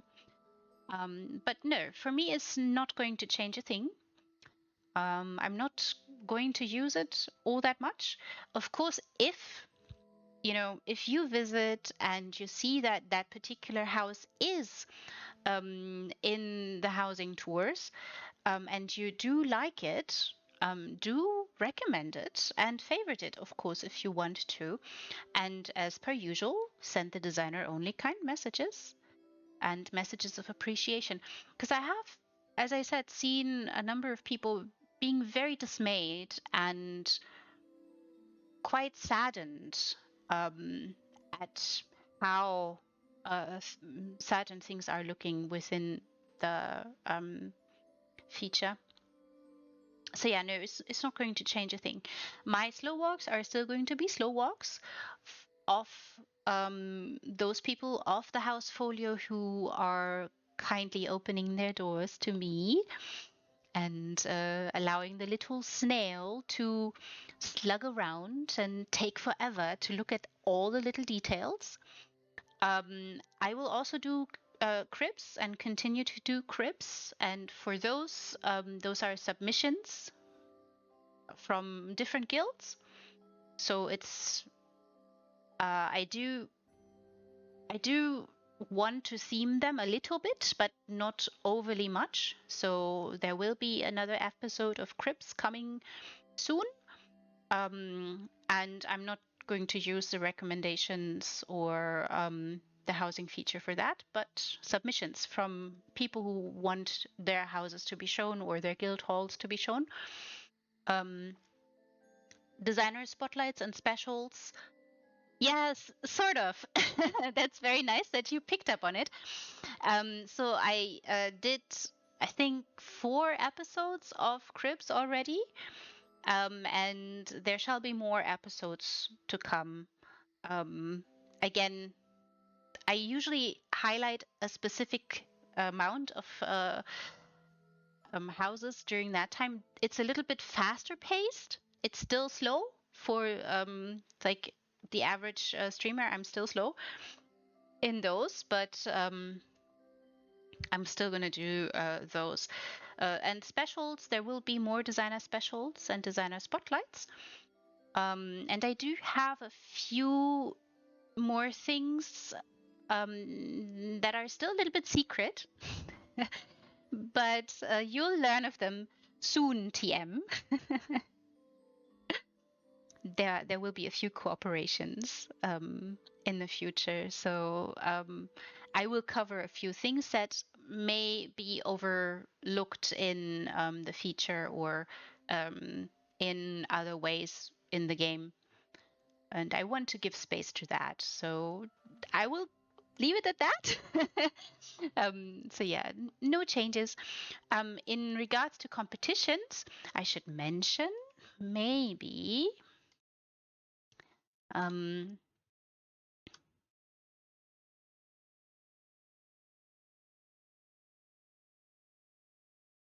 oopsie, I should type correctly.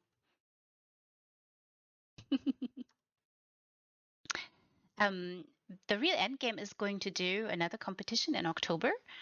I would invite all of you to participate. The theme is so fantastic and so open to interpretation. And with the competitions, I don't think much will change either with the feature. Again, I would invite or I would recommend to all of you who are using the feature, and if the particular house is listed, then of course recommended. What the theme is, I shall tell you, is magnificent. You must participate, little fox. So it's called Other Worlds. So Other Worlds, that could be really anything that is an other world. So let me get you the conditions here. So PCNA and PCEU can both participate in this contest. Of course, you need to set visitor permissions. Any house size is accepted apart from in rooms. Each player can only enter one. EHT effects are not judged. So you can use them, but they're not judged. So houses can, of course, have won and placed in other competitions, and can also participate in other competitions or contests.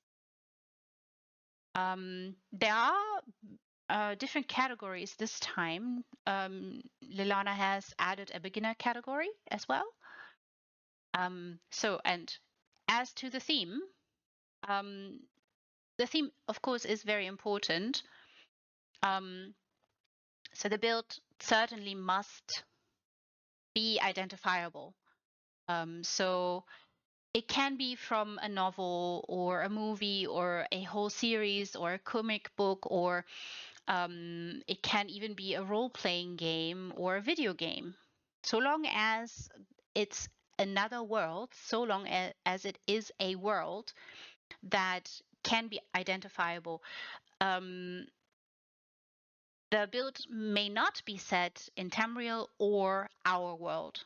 So that's a little bit note. So there is a little bit of a setting for you, but other than that, you're really free to think of basically anything. So maybe I'll give you the little note. So this housing contest invites you to dive into fictional universes, explore worlds that are both different from Tamriel and from our real world.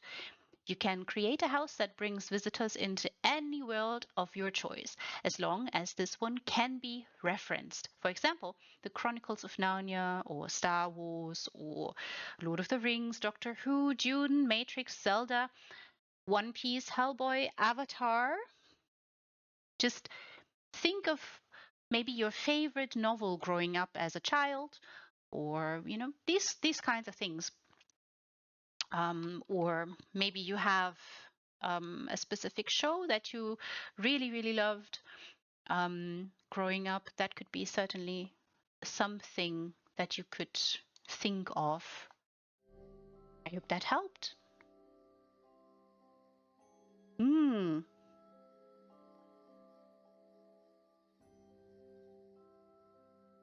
Oh, that's so understandable, Lil Fox. I've, I've been absent from streams because I was moving, so that kind of eats up a lot of time. I so understand you. I so feel you. And again, this is in October, so you do have some time.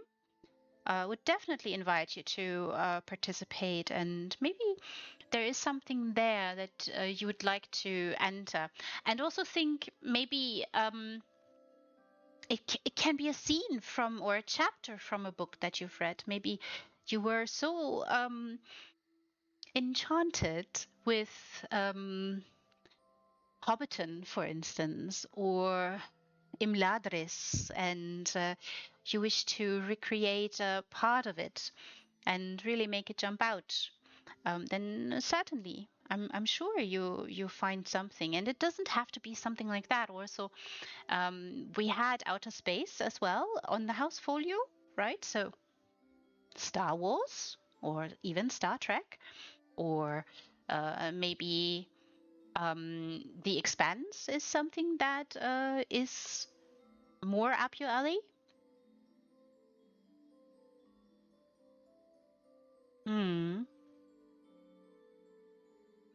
I mean, and that is Narnia, Lil Fox. So Narnia is definitely something like a coming of age kind of thing, uh, similar to Ursula Le Guin's Earthsea cycle. That too is very much a coming of age junior novel that also gives you a lot of meat to work with. Or think of David Eddings. Um, that is also an author that wrote specifically coming of age novels. So yeah, maybe think about that, or maybe you have seen a movie that really took you places, that tickled your imagination. I am still picking flowers, of course, Dadpin. I have to. And look at the beautiful lighting here on this magnificent statue. How it's hiding and how it's peeking out from the bushes. Isn't it magnificent? I really appreciate this. Also, the color palette here again is so gentle, so elegant, very, very Alinor-y, very much in keeping with Somerset. So really on point, Lulu. Really appreciate that.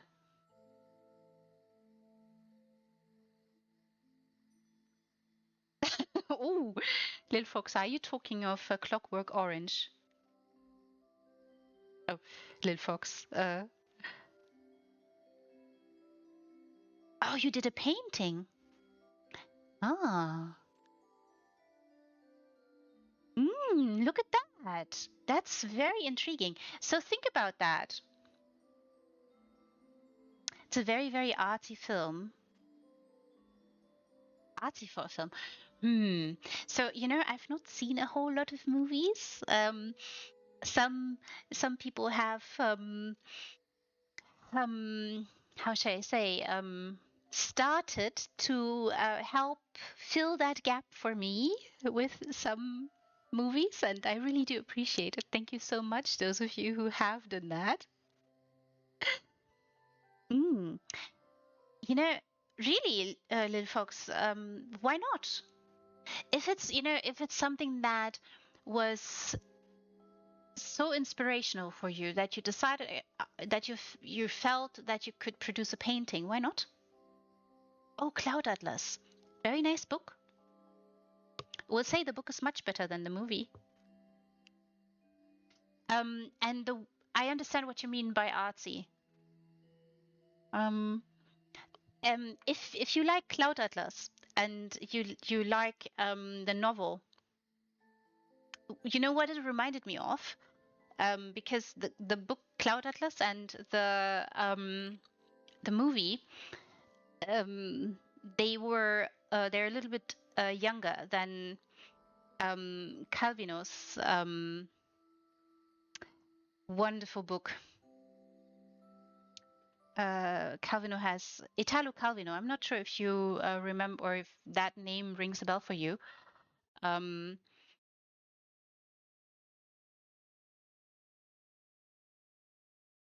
and maybe that was also an inspiration for Cloud Atlas.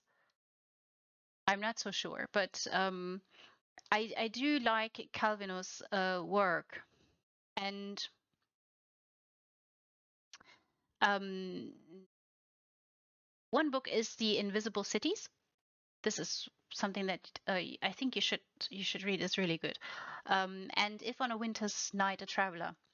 But I think Invisible Cities is the book that comes close to the um, yeah, it comes close to Cloud Atlas, except that Cloud Atlas has a mirror.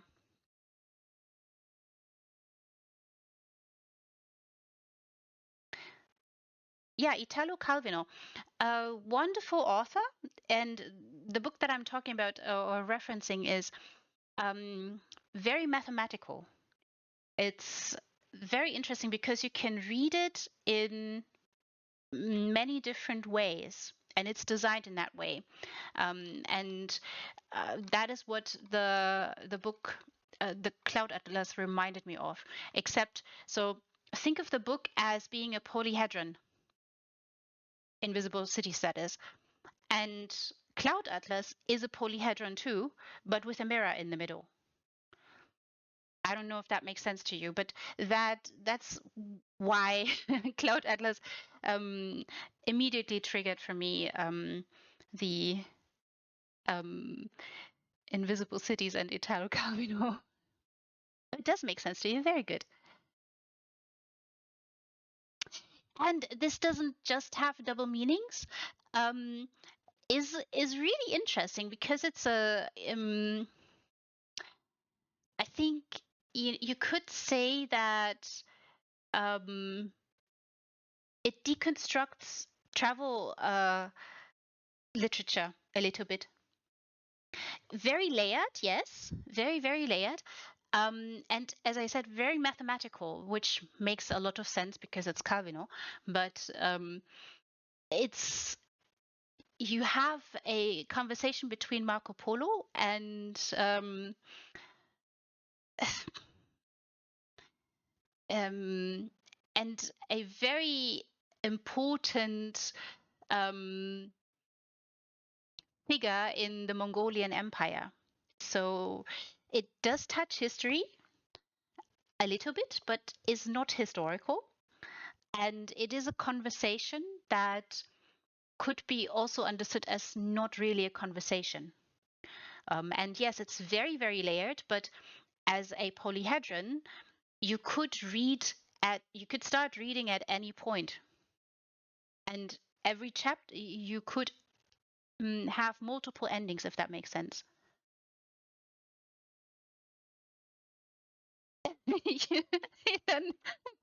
Well, I hope that it can, this really it's very short. The book is not very long. Let me think, how long did it take me to read? Maybe it took me like 4 hours to read, because it's not long. It's not even a 200 pager. So you could read through it really quickly. And again, it's your choice where you start reading and where you stop and where you pick back up. And it's really interesting because it is indeed travel literature, but really deconstructed in a mathematical way, very nicely structured, and it is a typical Calvino, so it plays with language a lot.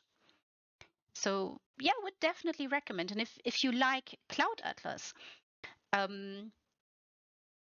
it's similar in that way. And I think Invisible Cities is older, or at least I read it before I read Cloud Atlas. So yeah, I would definitely recommend Calvino. Also, the book If on a Winter's Night a Traveler by Italo Calvino is also really interesting. It's very funny. It's very funny and hilarious too. He will make you giggle.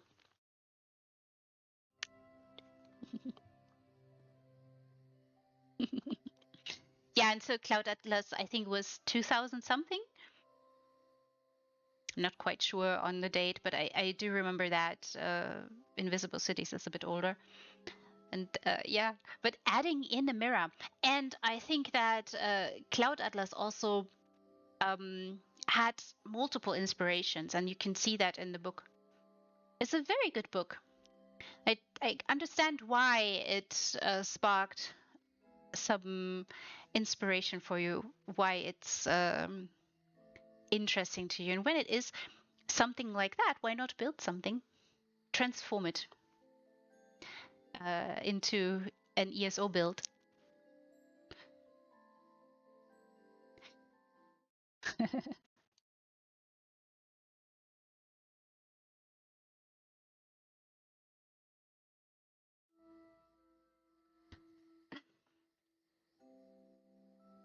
Oh, you like audiobooks? I'm not sure if there is an audiobook version for that. Ah, Amelia I do love that movie too. It is so wonderful. Yes, the garden gnome who goes on such an adventure, really. Isn't that fantastic? I really love that. And it's so well done too. Very nice videography in that book, in that movie. Yeah, a very nice, beautiful French film. Very, very witty.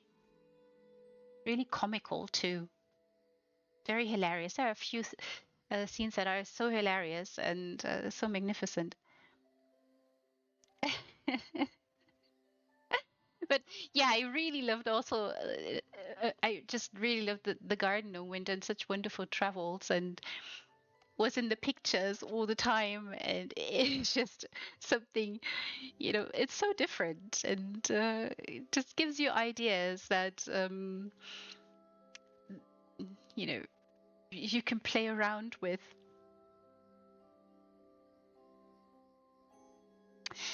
Yeah, so reading. everybody. And I was gonna say audiobooks. There are a few people.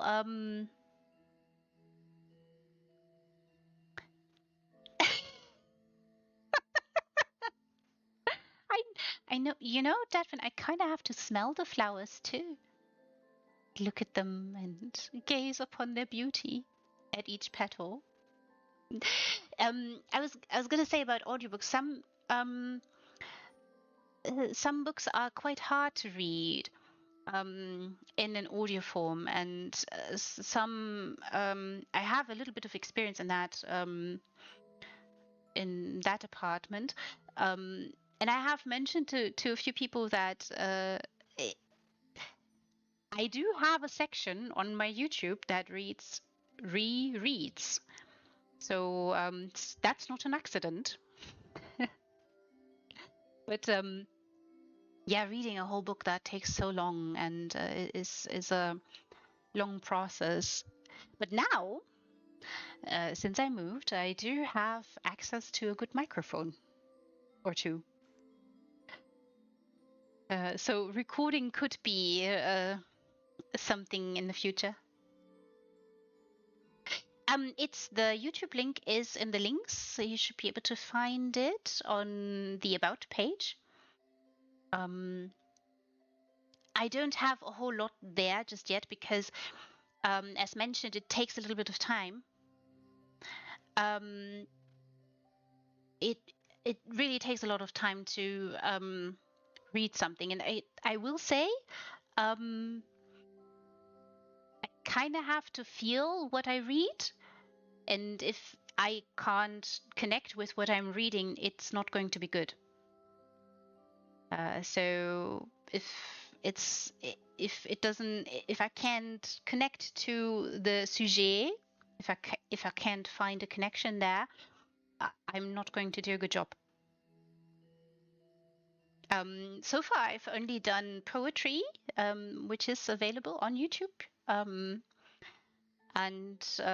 But there are plans in that department too, because I had a few people suggest a few things already, and some of them I'm very intrigued by. Some of them I already know, and I know that I can feel myself into them. But yeah, and the reading part is what takes long because at least it takes long for me because I have to make sure I sound good, the mic is set well, and audio quality is high. And then you have to do a lot of editing as well. And I have had a number of takes for specific poems because I had a giggling fit in them, and I went giggling about, and that just ruins the take. Then you're trying to compose yourself, and it won't do because you keep giggling at the same exact passage, and so it takes forever. And then others that I've read in with a very good friend of mine. She's a real pro in this department. I think she must have been mad at me at some point because it took me so long to really get the words out just right, with a good enunciation and stuff. So if I were to flatly read something, that's not what an audiobook is.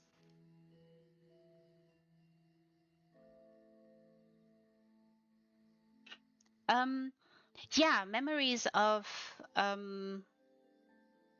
memories, sure, and their thoughts, really. Like, I have done a few philosophers, and for me, that's their thoughts, what they want to transport. And in poetry, in particular, it's an emotion, right? And that's why I say that I have to feel what I read. Otherwise, it's not going to be good. So if you do have suggestions for me, you can send them to me if you want to. I'd be interested in what it is that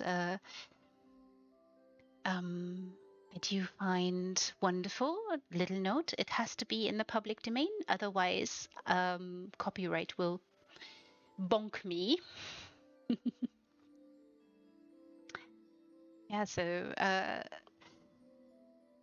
and I know, as you were saying, Lil Fox, that literature can inspire and can make you guys design something. And that's what Other Worlds is all about. And there you can show off what has inspired you a lot, or what has given you a lot of joy, and or maybe it thrilled you so much that you had to put it into magnificent, beautiful build. So definitely have a look at that competition. It's going to be wonderful. And you do have time, right? We are in August, so you do have all of September. And I think the deadline isn't until very late. There will be, I think, preliminary judging though. So we have a look. So the deadline to submit your entry will be October the 17th. So make sure to submit and make sure that you do have your entry in by then. I hope you will all participate. I really love exploring where you guys take us into different worlds. Look, this is a wonderful flower bed. I really love this. And I really adore the lighting here. I know I meander about this so much, but if you just manage to light a statue in this way, if you can, create a little flower bed around it, and this is very symmetric, by the way, just look at it. Does have some symmetry to it, which is magnificent, really. So, I mean, in nature, a lot of people say there's no symmetry, but have you looked at a leaf from any tree or a flower? There is symmetry in it, and a sense of perfection too. Of course, it's different in a manicured form, right? So there's that, but I do like that there is gentle symmetry here in the color palette. A little bit of white dots in the green, gentle blues, purples, and reds.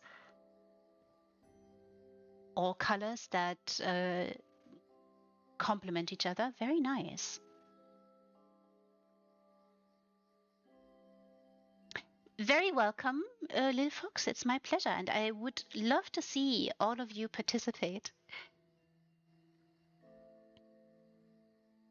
Yes, a lot of Deadpan, exactly. A lot of builds are influenced by movies or books or and life experience. So yeah, absolutely. But sometimes there's not a lot of space for a highlight on that. Like if you for instance, have been very much inspired by a poem or have been very much inspired by a specific novel, and it is so specific that you are not sure in which category it would fit. It would be nice if you could have a space for it, right? That would give you some room to showcase that. And of course, Other Worlds is a competition that can be that space.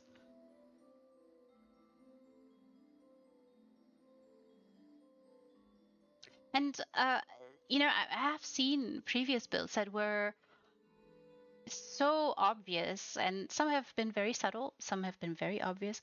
So it's very nice to see these little chapeaus or very obvious in your face homages. I appreciate that a lot. It just shows that art um, has a source. And whatever that source is, sometimes the source can also be a very vivid imagination, or it doesn't have to be a book or a movie or something. Can also just be, you've been inspired by traveling to a place and your mind just went elsewhere, and there you have it. It's just, I really love seeing that and recreating that and designing that in ESO. That is, you know it's for me like I'm a kid in a candy store. And I get to taste everything. So yeah, I do appreciate that so much. It's so much fun. And it can also be, an homage to the author, or um, like ESO meets Lovecraft. It was an homage to Lovecraftian imagination, and it's so wonderful to see that, that you guys can um, take the sujet, the stories of Cthulhu, and just run with it, and just show us what you make of it. Another pool, everybody! Look, how nice! Very nice landscaping job here as well. Very subtle. I do love those boulders as well. I love utilizing them. They're so nice. Glorious. Oh, wonderful pool. Beautifully lit. Little waterfall cascading through. Elegantly covered up. Very nice. Beautiful hedges here. Oh, I love this. More towels, of course. And there's wine. More wine, everybody.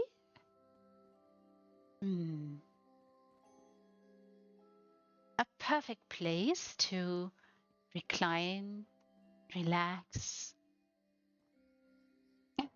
It's steamy. Maybe it's a bit steamy too. Looking up at the sky through those beautiful, wonderful trees, elegantly illuminated. Very soft here, very gentle. I do love the hedges here as well. Overgrown hedges, I love using them too. Oh, glorious. So magnificent. I really love this. This is so, so fantastic. You can totally see how this wonderful lady who resides here might, after long and tiring day studying and sitting in her living room, meanders out after long soiree, decides, oh, I'm gonna just recline here, take a little bath, have a cup of wine, looking out at the wonderful sky. A little paradise, a little piece of serenity in a bustling city like Alinor. Beautiful. Wonderful. So lovely. Really lovely use here again for the, as I said, the color palette is so nice. So, yeah, just subtle. Very much in keeping throughout the entire abode. Very nice. Really beautiful.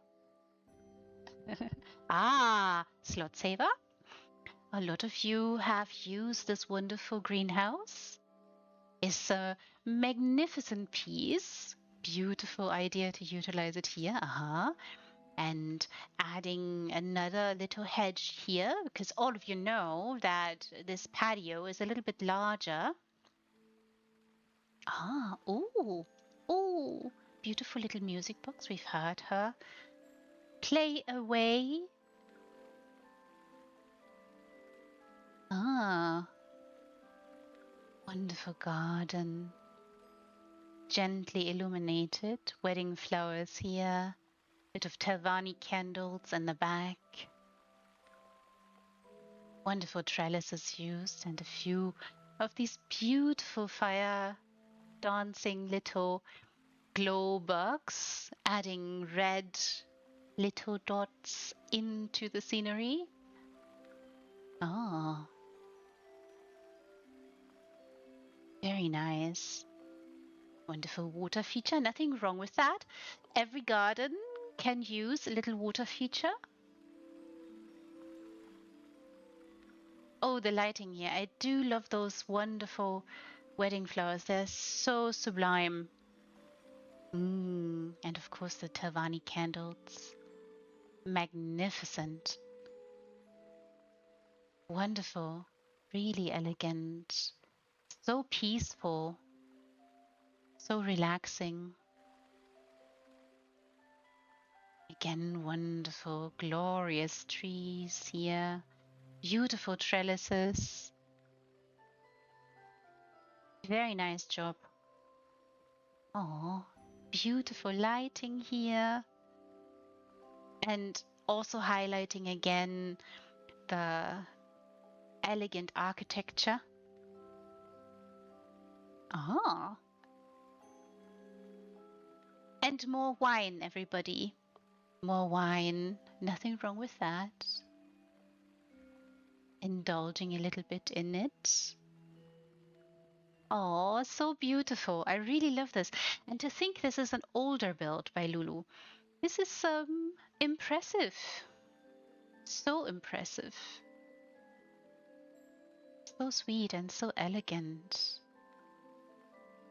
I just really love so much the attention to detail in every part of the house. And there's only one room that was blocked off, right? That was in the entree. If you remember, we entered, and I did note that there was something blocked off, and there was chairs put in front of the little door or doorway. That is the only room that's been blocked off. Everything else was used, or everything else was furnished. So this is very elaborate. And a lot of people would say, well, maybe not for the Alinor Crest Townhouse, but some houses are very difficult to furnish because they're so large. And when something is so large, some of you guys decide to block things off. I know that I've spoken to Poseidon also about this, that that's the first thing that he does. Looks at the house, knows roughly what he wants to do with it, and then looks what can be blocked off and what can be used. And it's very impressive when people don't block off a lot and still manage to fill the house and not make it look bereft or very spaced out. It's wonderful. I really appreciate that. And it's just magnificent. Very serene, very calming, this place up here. Everybody, you must come, you must visit, you must meander about, bring your friends, and you heard that this is open for roleplay, so long as it's not lewd. And do make sure to send Lulu messages, kind messages, messages of appreciation, and make sure that she knows you appreciate her work. Same with Amina's. Yes, it's so... Oh, hey there, Shamina. Welcome, welcome. Good evening to you. Teamy. Yes, so calming.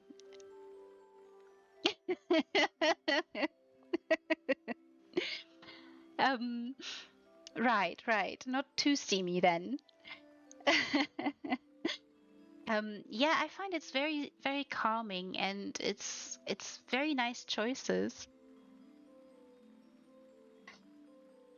Oh, welcome back then to you too. Well, I was away longer than that due to moving around, and now I'm back. I hope everything's all right with work for you, and you're having a good time, and you can relax and unwind a little bit. Yes, a little bit.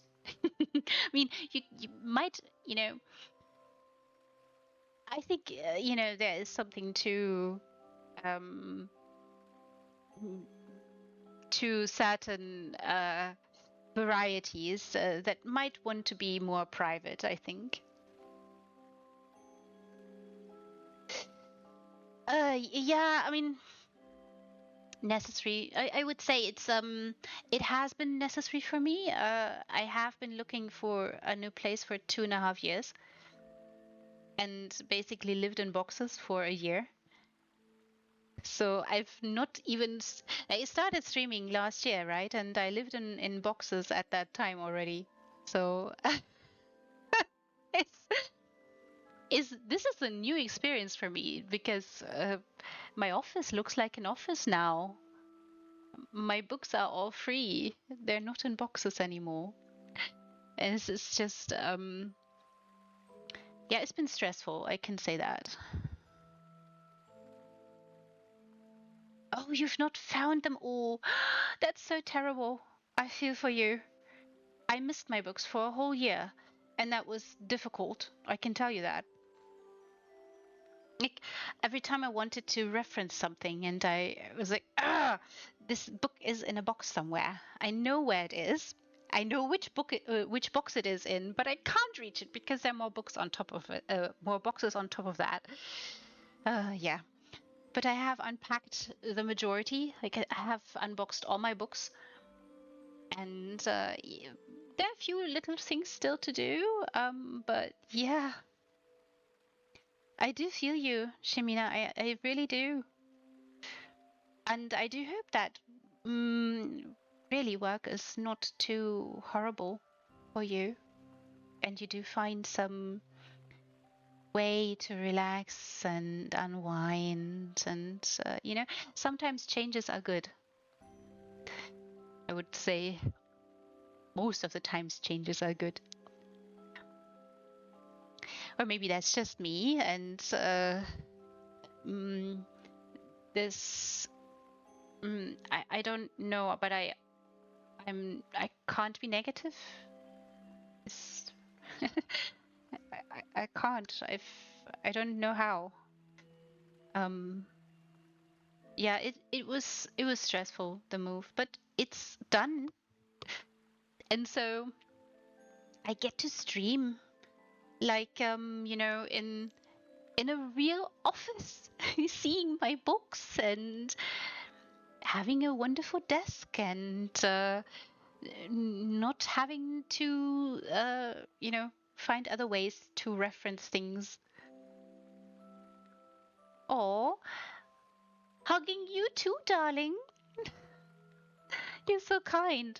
All of you are so kind. Would hug you all. You need to fly. Things to do, very important. It's so nice to be back, and thank you so, so much. Have the best time, Deadpin.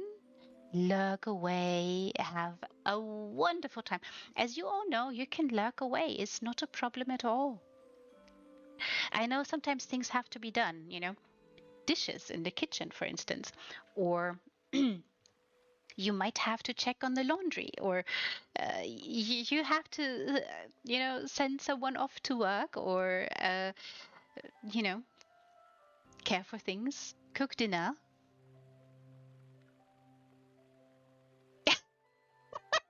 I will, Dadpin. I shall. Don't worry. Um, Yeah, no, life doesn't stop, and it must not, you know. It's important to do things. Also, some people, you know, like me, earlier today I went on a nice little hike because there's a stream by the new place, and I have found a place to run in the morning, and is wonderful, and lots of places to explore and hike around. It is very nice. I'm very glad. Yeah, it's so do whatever you must. I'm still in the city. So yeah, I lived more in I wouldn't yeah.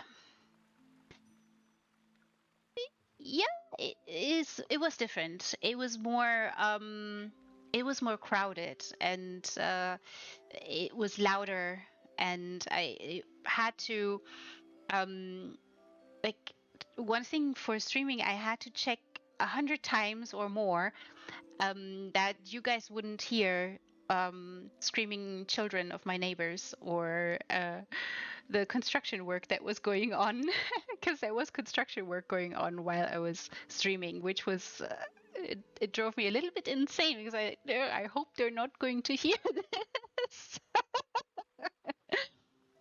um, eh, I have been in the city center for a long time, so it's not strange for me, and but yeah, I'm more in the outskirts now. Well, closer to the outskirts, let's say it like that. So, um, it's still very much a city, and you still see that. But I do have a garden now, and there is when I look outside on my balcony, it's really nice. I think I never lived. I did live in a village, and I also lived in a jungle for a while. But um, so I know what it's like when you're all alone. The dark jungle is all around you.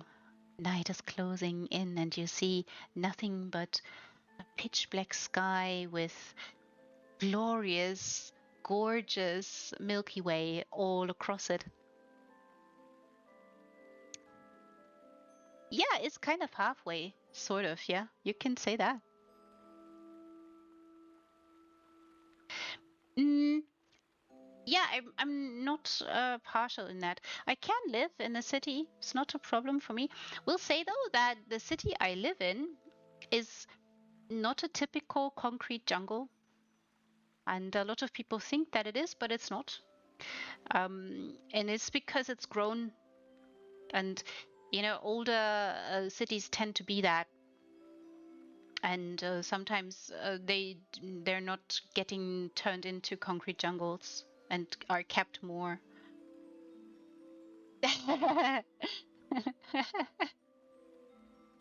Secrets to find. Always. You know, sometimes there are such wonderful secrets to find. You guys hide from me. I do appreciate that a lot. And Datpin, it's been a joy for me that you've been here, and everybody else. I do appreciate all of you so much. Um, it's really a pleasure.